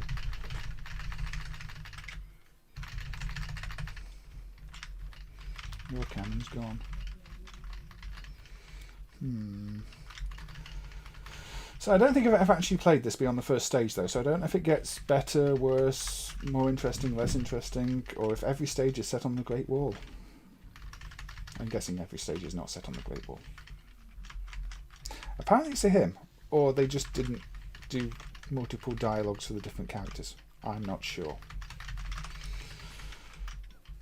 I mean, anything is possible. Hey look, he's turned into Karnov.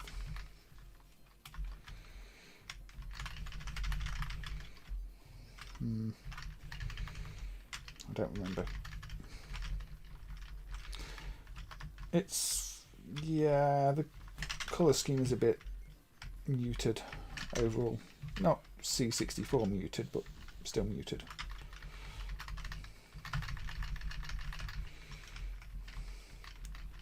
Oh, now an angry little dwarf. Got busted. But don't you be so high about it. My big brother in charge of Supply Corps in the East Woods will punish you on it. Quack. Quack?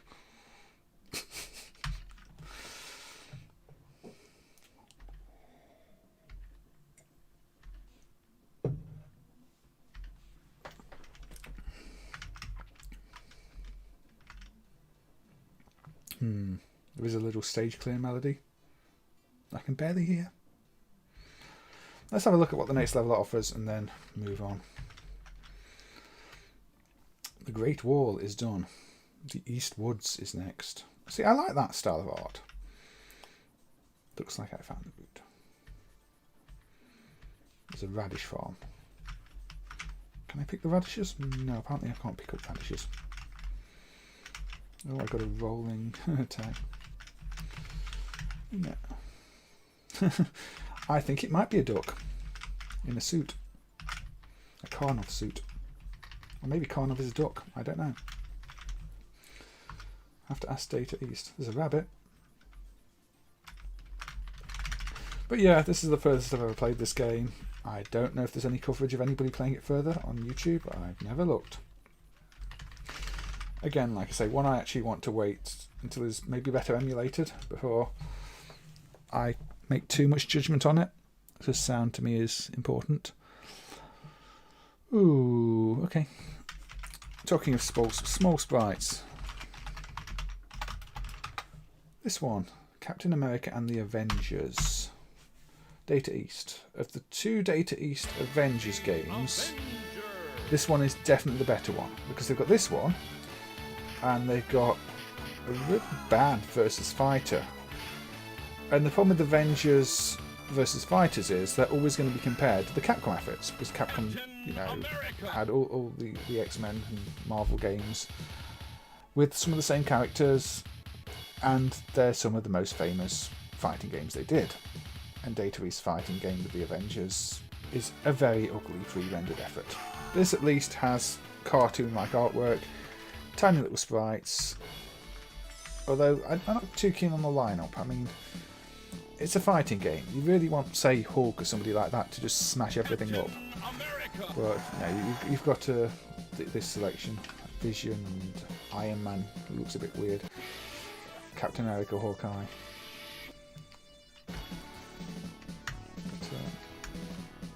Yeah, it's got a cartoony book look to it.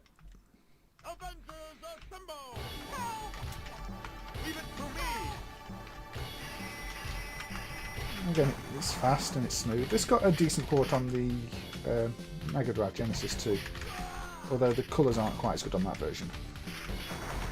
The SNES version, I believe, was not so good. Pick somebody up. They can throw.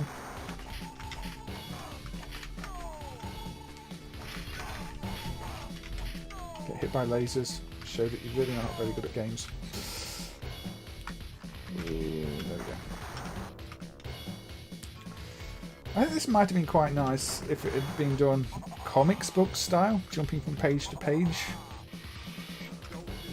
But comics book itself is, you know, quite a unique looking game. There aren't many with that sort of frame-to-frame feel. There was the Batman Adventure game on the 8-bit machines that had each room as like a little frame where it didn't fully wipe the screen before moving on to the next room. But you know, it's uncommon to see anything like that. You've got shield attacks somehow too. I can't remember how. Have I already died? I have already died. How do you do those? That's how you do the shield attack. It's both buttons at once. Don't stand in front of laser beams. This requires a different thought pattern to the previous ones I've been playing, because you can't just stand somewhere because they've got ranged attacks. This is also one with some mixed genre in the other stage. You've got a shooty fly stage in a bit.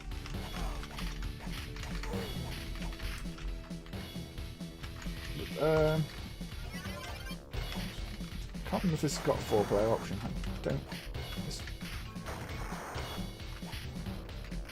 Is this one where some of the clones have a 4-player option and some don't? Not that it makes any difference when you play in solo.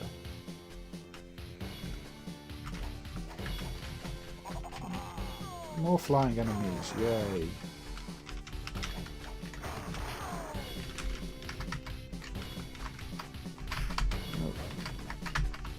There we go.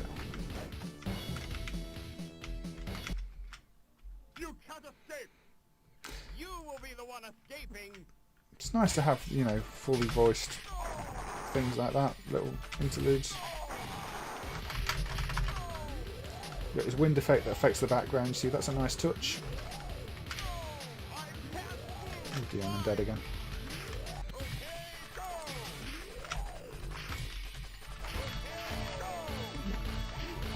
Yeah, see, the trees have stopped moving now, the effect's not on. Again, you're looking for little touches like that in games, not just static backgrounds. I thought the Hulk was there from the start, but yeah, I'm not that knowledgeable about the Avengers. There seem to be so many of them and so many coming and goings. But yeah, it's possible this was just done around a time period when the character wasn't there.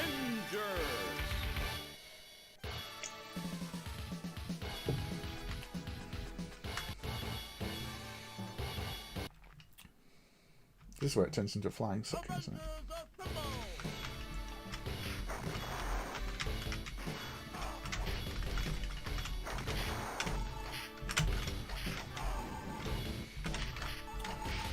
What are we on?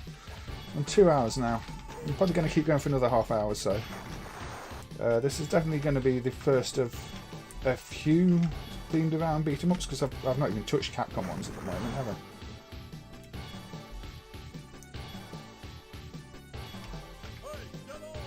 Yeah, there we go. There we go, you see. It turns into a shoot 'em up stage. With a nice line scroll effect in the background.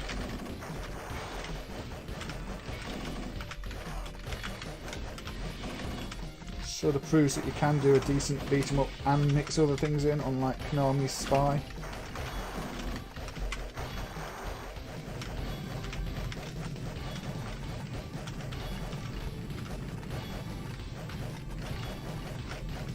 Obviously it's not an amazing unforgettable shoot 'em up or an amazing unforgettable beat 'em up, but it's competent in all areas, I would say.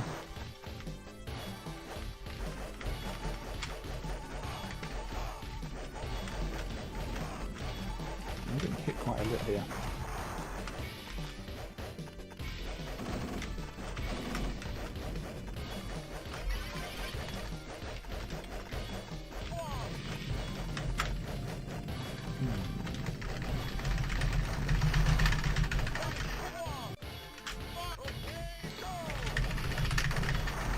Big explosions, big boom text, you know, that comic book style, isn't it?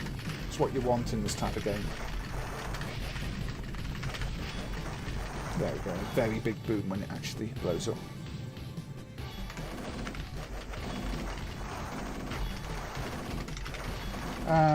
Well,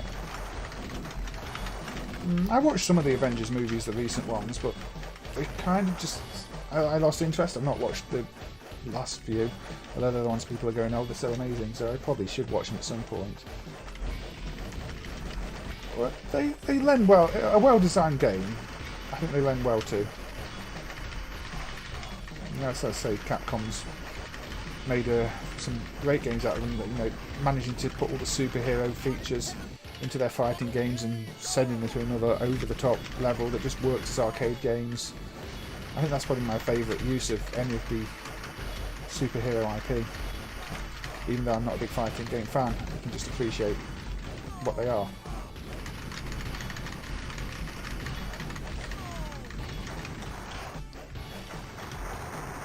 We'll go back to a beat 'em up section soon, aren't we? Yeah, back on the ground, there we go.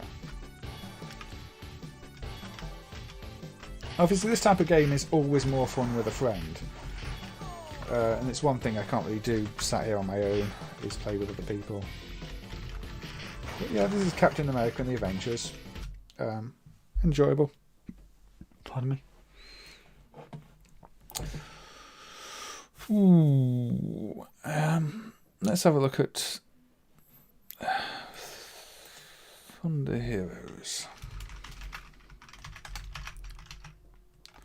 This is a strange one. This was released in 2001 by Primetek Investments. I'm going to briefly boot this up. But this is basically the same as another game. I don't know what A stands for.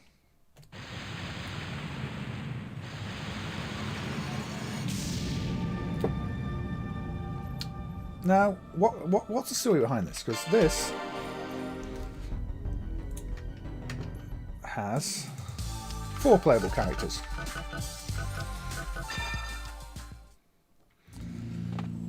Starts off like this. And we've also got Gaia Crusaders, Noise Factory, which I believe is the original developer of this game. And this is basically the same game, but not quite. This came out early. This came out in 1999. The other one was 2001.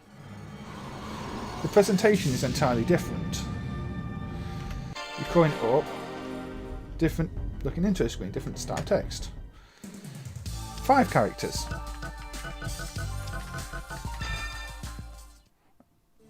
Different level select, but basically the same thing. Now, Noise Factory are probably better known for doing Sengoku 3 on the Neo Geo, which feels very similar, lots of frames of animation. Personally, I'm not a big fan of Sengoku 3. I think it loses a lot of the creativity of the original Sengoku games, which were a bit odd, but felt like they were their own thing. Whereas Sengoku 3 always felt a bit stiff and more generic, although I know it has its fans. But this, yeah, it's very similar. It feels, at least to me, it feels very similar. So I don't know what the story behind the Thunder Heroes version is, why it came out 2 years later, why it's credited to an entirely different company, and why the presentation is entirely changed around. Was it hacked up? Was the same game licensed twice? It's not a story I know. I mean, it's not set as a clone in MAME because it is technically a different game, released under a different name. But if you play both, then yeah, they're the same game really.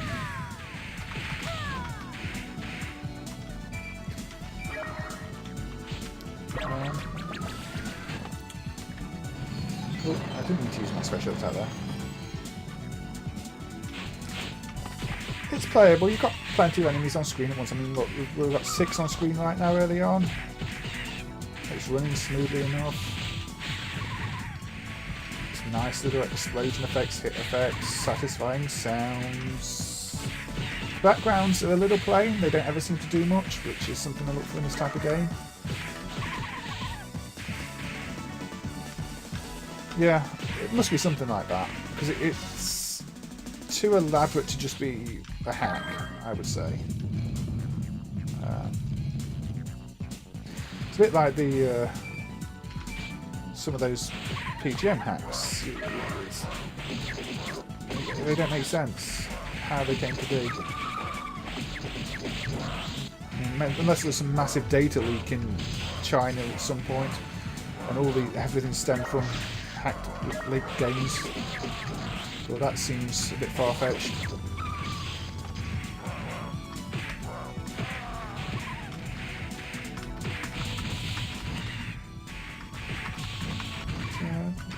So not a favourite personally, but I've seen plenty of people say they like this one. But nobody ever talks about the other version, Thunder Heroes, which was added to MAME later. Probably because they played it once and got, this is the game I already played.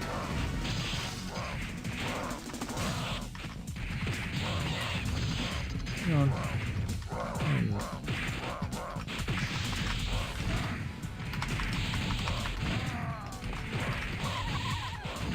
Because these are on hardware that's similar to the older cave titles.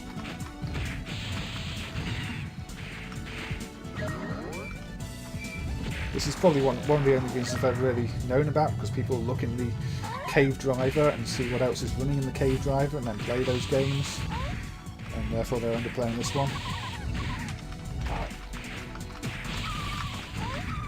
So, I don't know. It doesn't mean much to me. I don't know why anything is as it is in this game. Not much of it adds up or makes sense. I'm guessing I'm meant to be picking up specific orbs to get specific powers too, and overlooking the entire gameplay mechanics, as sometimes I do. I mean, I did the same with Topan's breakout thing Docs when I first played it. You meant to get all the same coloured orbs to get power-ups, and I was just collecting everything that fell down. Sometimes you have to research the games a little bit before you play them.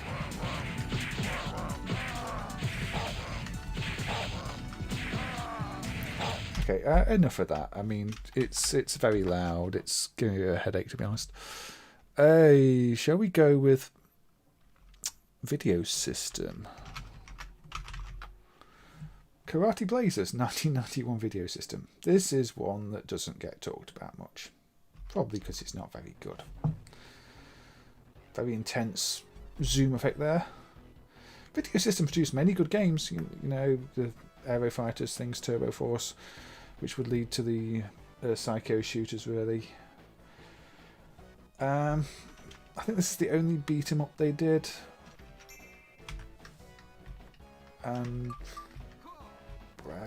I don't know. Never clicked with me, at least.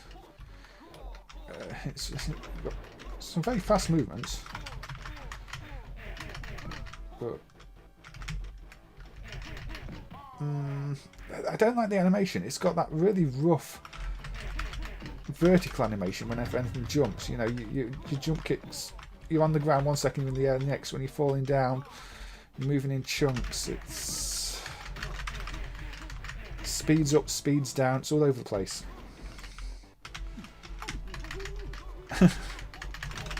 I don't know.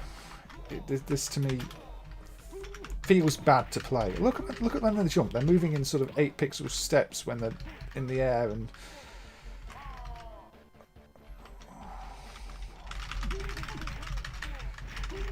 there's some sort of music going on in the background that seems uninteresting.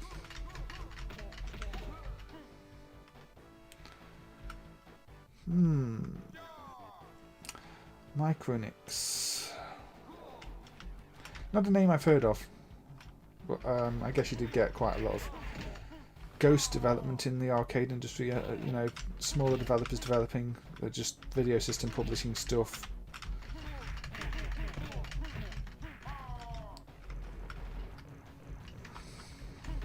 That's probably the fattest fat guy sprite I've seen all day.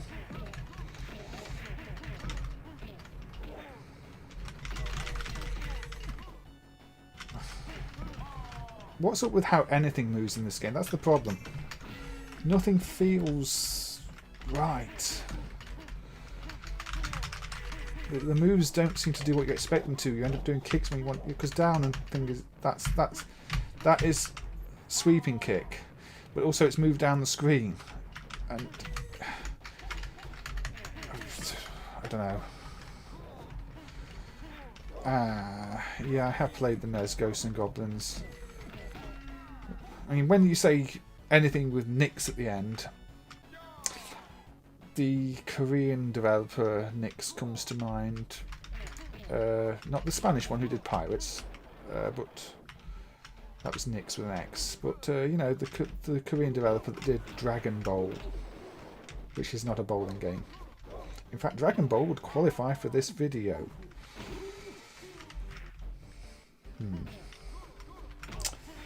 Dragon Ball, if you're not aware, is a hilariously bad hack of Ninja Gaiden. And Ninja Gaiden, the arcade version itself, is not a great beat 'em up.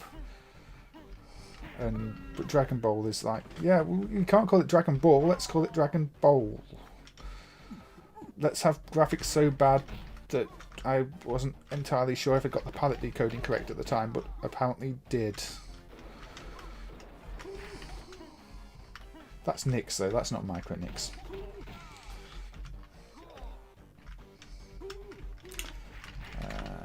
The Korean industry is fun, isn't it?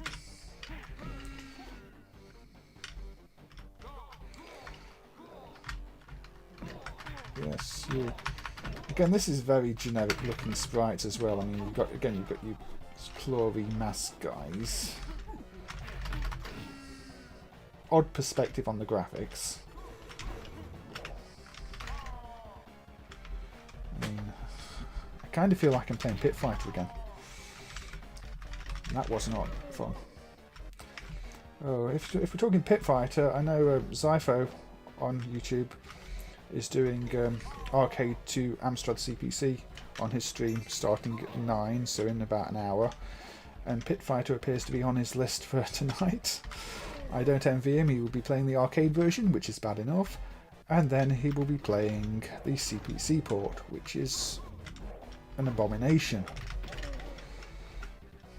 So, you know.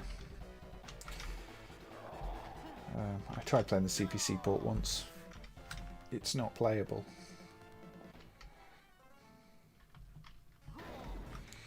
So, does anybody like Karate Blazers?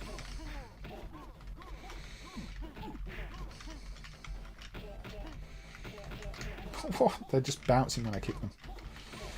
Boom. To its credit, look, there are plenty of sprites. I mean, I'm just bad at games, so I'm not going to be 1cc'ing anything. But yeah, people have 1cc'd most things. Okay. where to go next? I'm going to go with a game that's not terrible. Undercover Cops, Alpha Renewal version. Now, the story with this one goes that Undercover Cops was released outside of Japan in an unfinished state. Japan got the proper version of the game. The rest of the world got something with half the content missing. So, a bit after that, Irem issued this version, which is the Alpha Renewal version, which was released outside of Japan with all the content from the Japanese version in it. It kind of makes a mess of MAME's parent clone system because a re-release of the game is generally considered to be a new game, but then this is closer to the Japanese original than the original US releases. It's a mess. Vicious Circle, that's the one on Kojak Jaguar hardware, isn't it? Prototype. I played it briefly. I didn't think much of it. I mean, I think it's one of those Atari projects that didn't really work. It's what was the more recently added robot battle one they did as well. Cyber something. See, this has got that really good sort of Irem art style, which if you're familiar with things like Metal Slug, gritty, lots of detail, that look, which makes it really appealing. Again, we've got the foreground objects obscuring the view. The Irem hardware isn't perfect. The emulator, there are a few bugs in it still. Got to pull the thing out of the ground here. A note: if you play R-Type Leo on the same hardware, the flickering for invulnerability is still broken and has always been broken in MAME. So you'll either not know you're flickering because the sprite's as normal, or it'll be stuck in the other alternate flicker state for the duration of the invulnerability, and I can't work out why. I've looked into that several times. Some nice people who've been waiting around at this beach for a while hung up there.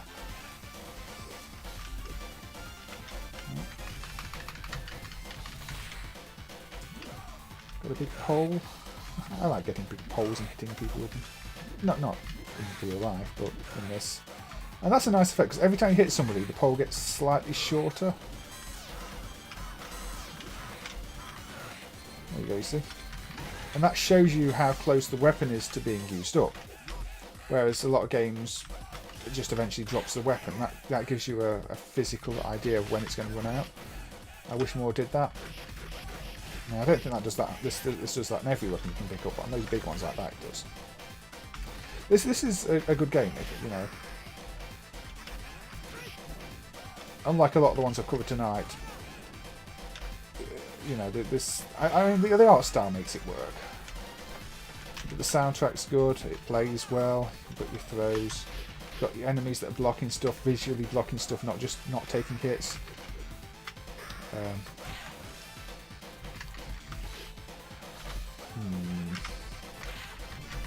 It's actually quite tough to get in position to beat the guy up, even early on in the game though.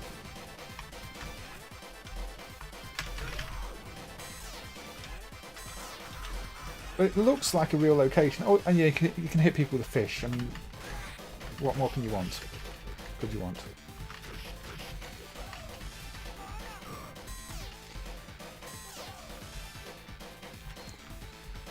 I mean, I talked about Ninja Gaiden Shadow Warriors earlier when I was talking about Dragon Ball.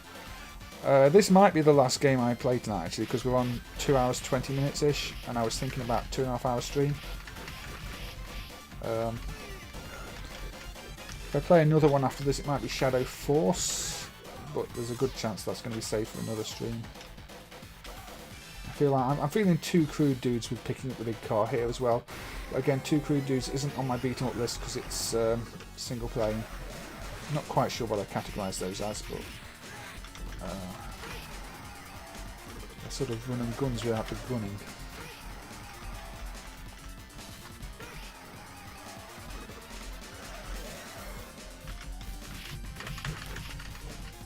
See, these sprites don't look traced from... A lot of games you can say, that sprite looks like the sprite from this. These sprites, because of the detail, they don't look like they're just traced from anything. They look like it's considerable effort put into them. And you don't want to stay in the crusher over here, because bad things happen.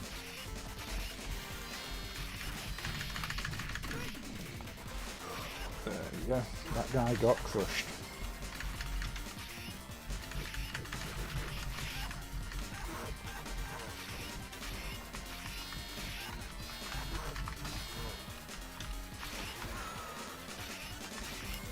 I mean, it could be a Dowsing parody, but I think it's just an extendable robot guy.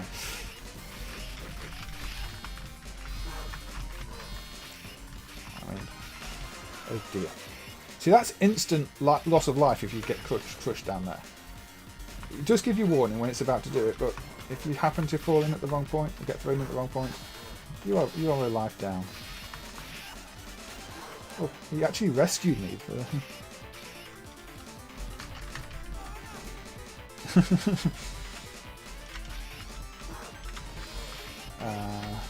Gotta love the anything goes fighting. There you go, he's been crushed now. That's how you actually end that level. I wonder if that's a clipping issue or an original game issue at the edge of the screen there. Probably an original game issue. Assessment day.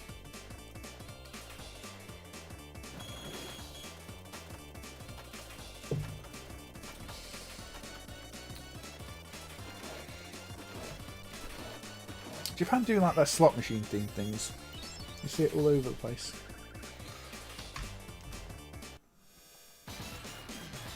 Bloody goodness, goddess? Bloody goddess, isn't it?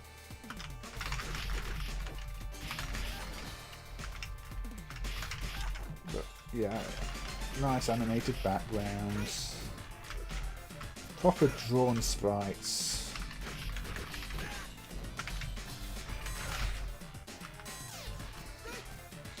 Irem certainly knew a good game.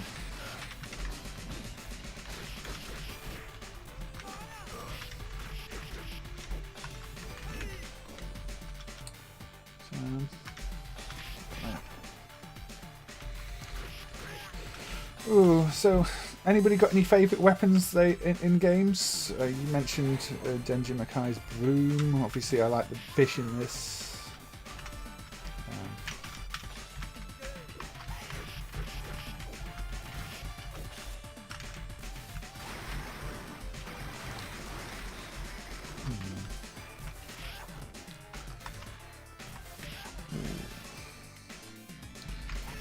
Okay.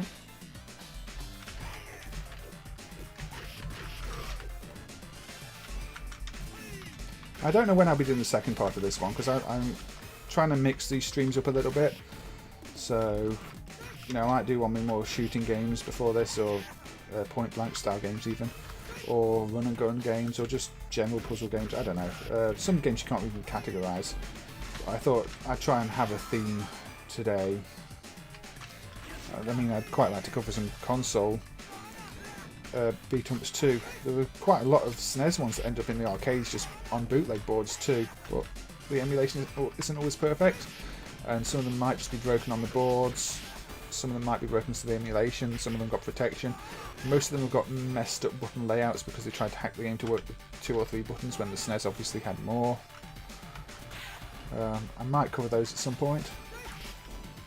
And the Ghost Chaser thing, which was based on Denjin Maki, had an arcade bootleg, although that's really quite messed up in MAME. There seem to be lots of master split issues or something. Then Sonic Blastman 2 was an arcade bootleg. There's another one called Iron, based off, I think, Iron Commando. One based off the Russian Beat game from Jellico. They're all adapted to use coins. There's Final Fight ones. Where? It's somewhere. Oh, okay, run into it here.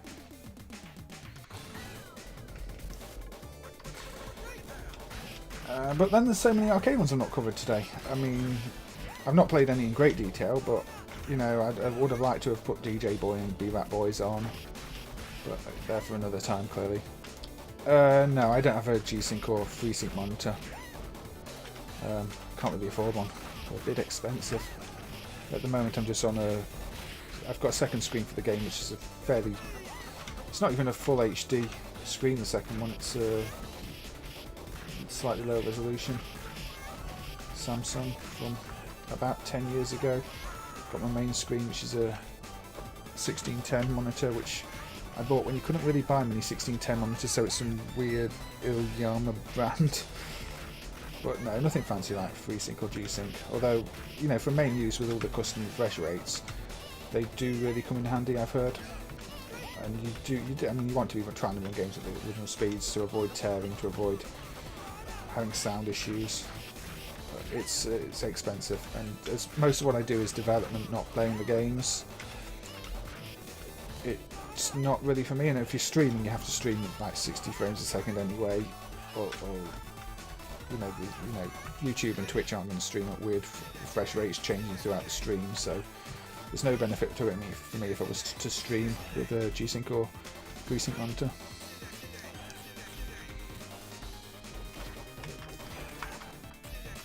So yeah, if you do play Undercover Cops, just make sure to play this version, the Alpha Renewal version, because the other one is more like an unfinished version. Or if you play the original Japanese version, which has all this content. Here we go, a nice pile of pipes, which split up when you throw them. Again, attention to detail. That's what I'm looking for in games often, is attention to detail. Pardon me. It's what separates these from many of the cheap knockoff games, what you find in some of these plug and plays that have been emulating. It's how much they've done beyond just making the game work.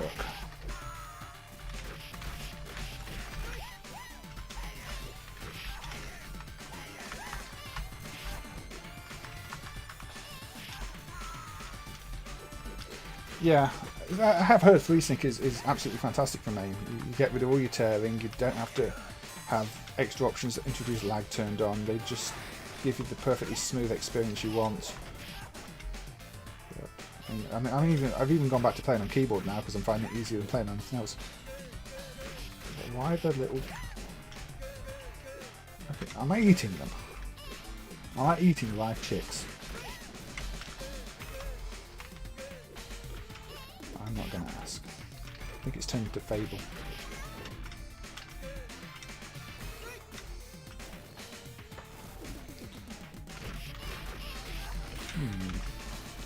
Anyway, I'll call that for now. I think I'm going to end the stream there. I've got a fair selection, but I've still got plenty left for next time. Say I've got all the Capcom ones left for next time. There's all the Sega ones left for next time. Sailor Moon left for next time. Mega Play Streets of Rage 2 and Golden Axe 2 for next time. Warrior Blade. Narc I've got on the list too because it's kind of like a beat 'em up. The Ultraman game as well.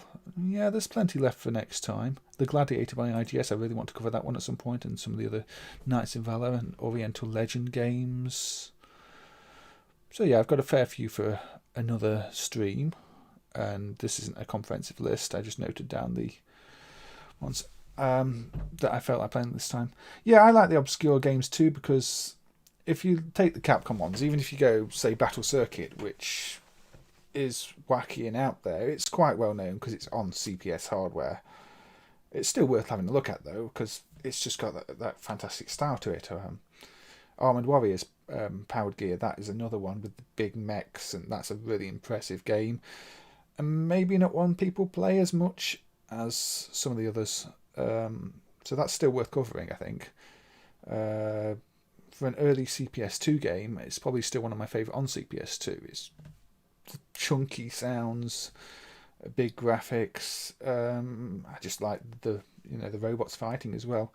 Cyberbots, the versus fighter, as well as another CPS favourite that maybe gets overlooked a bit compared to the Marvel vs. Capcom and the like.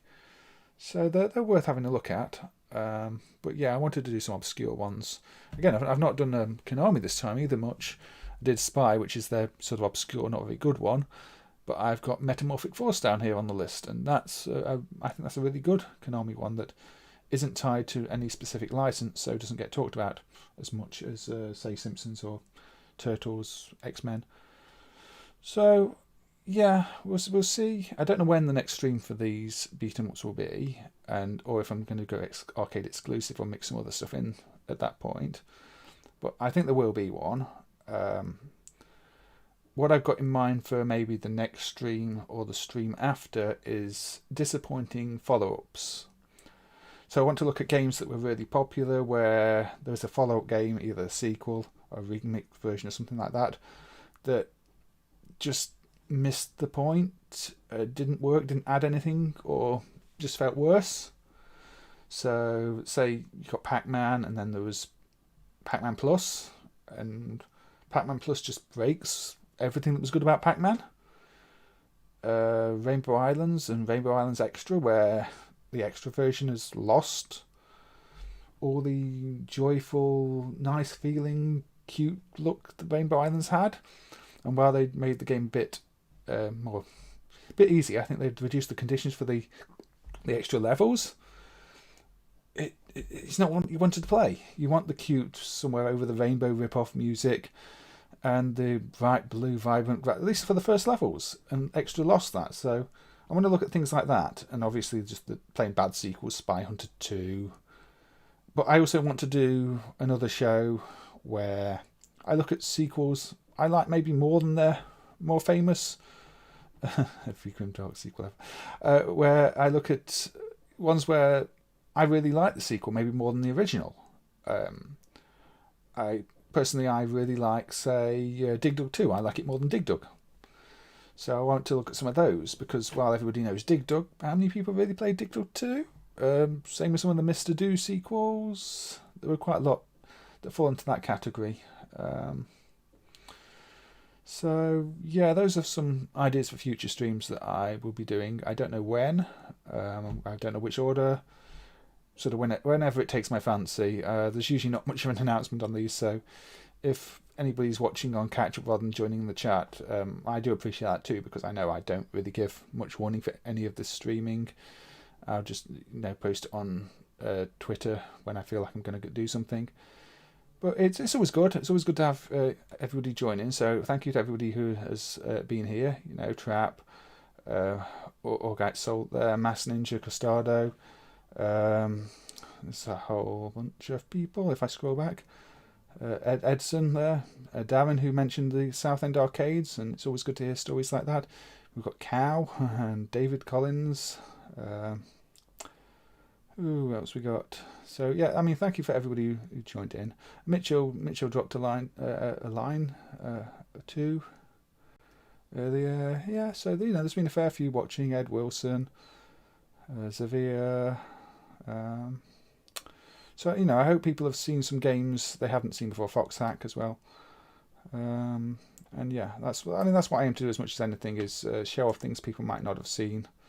Alright, say good night, Orgite Soul, and good night, Trap, and good night, anybody else still listening. So I'm going to hit end stream now, so I will see you another time.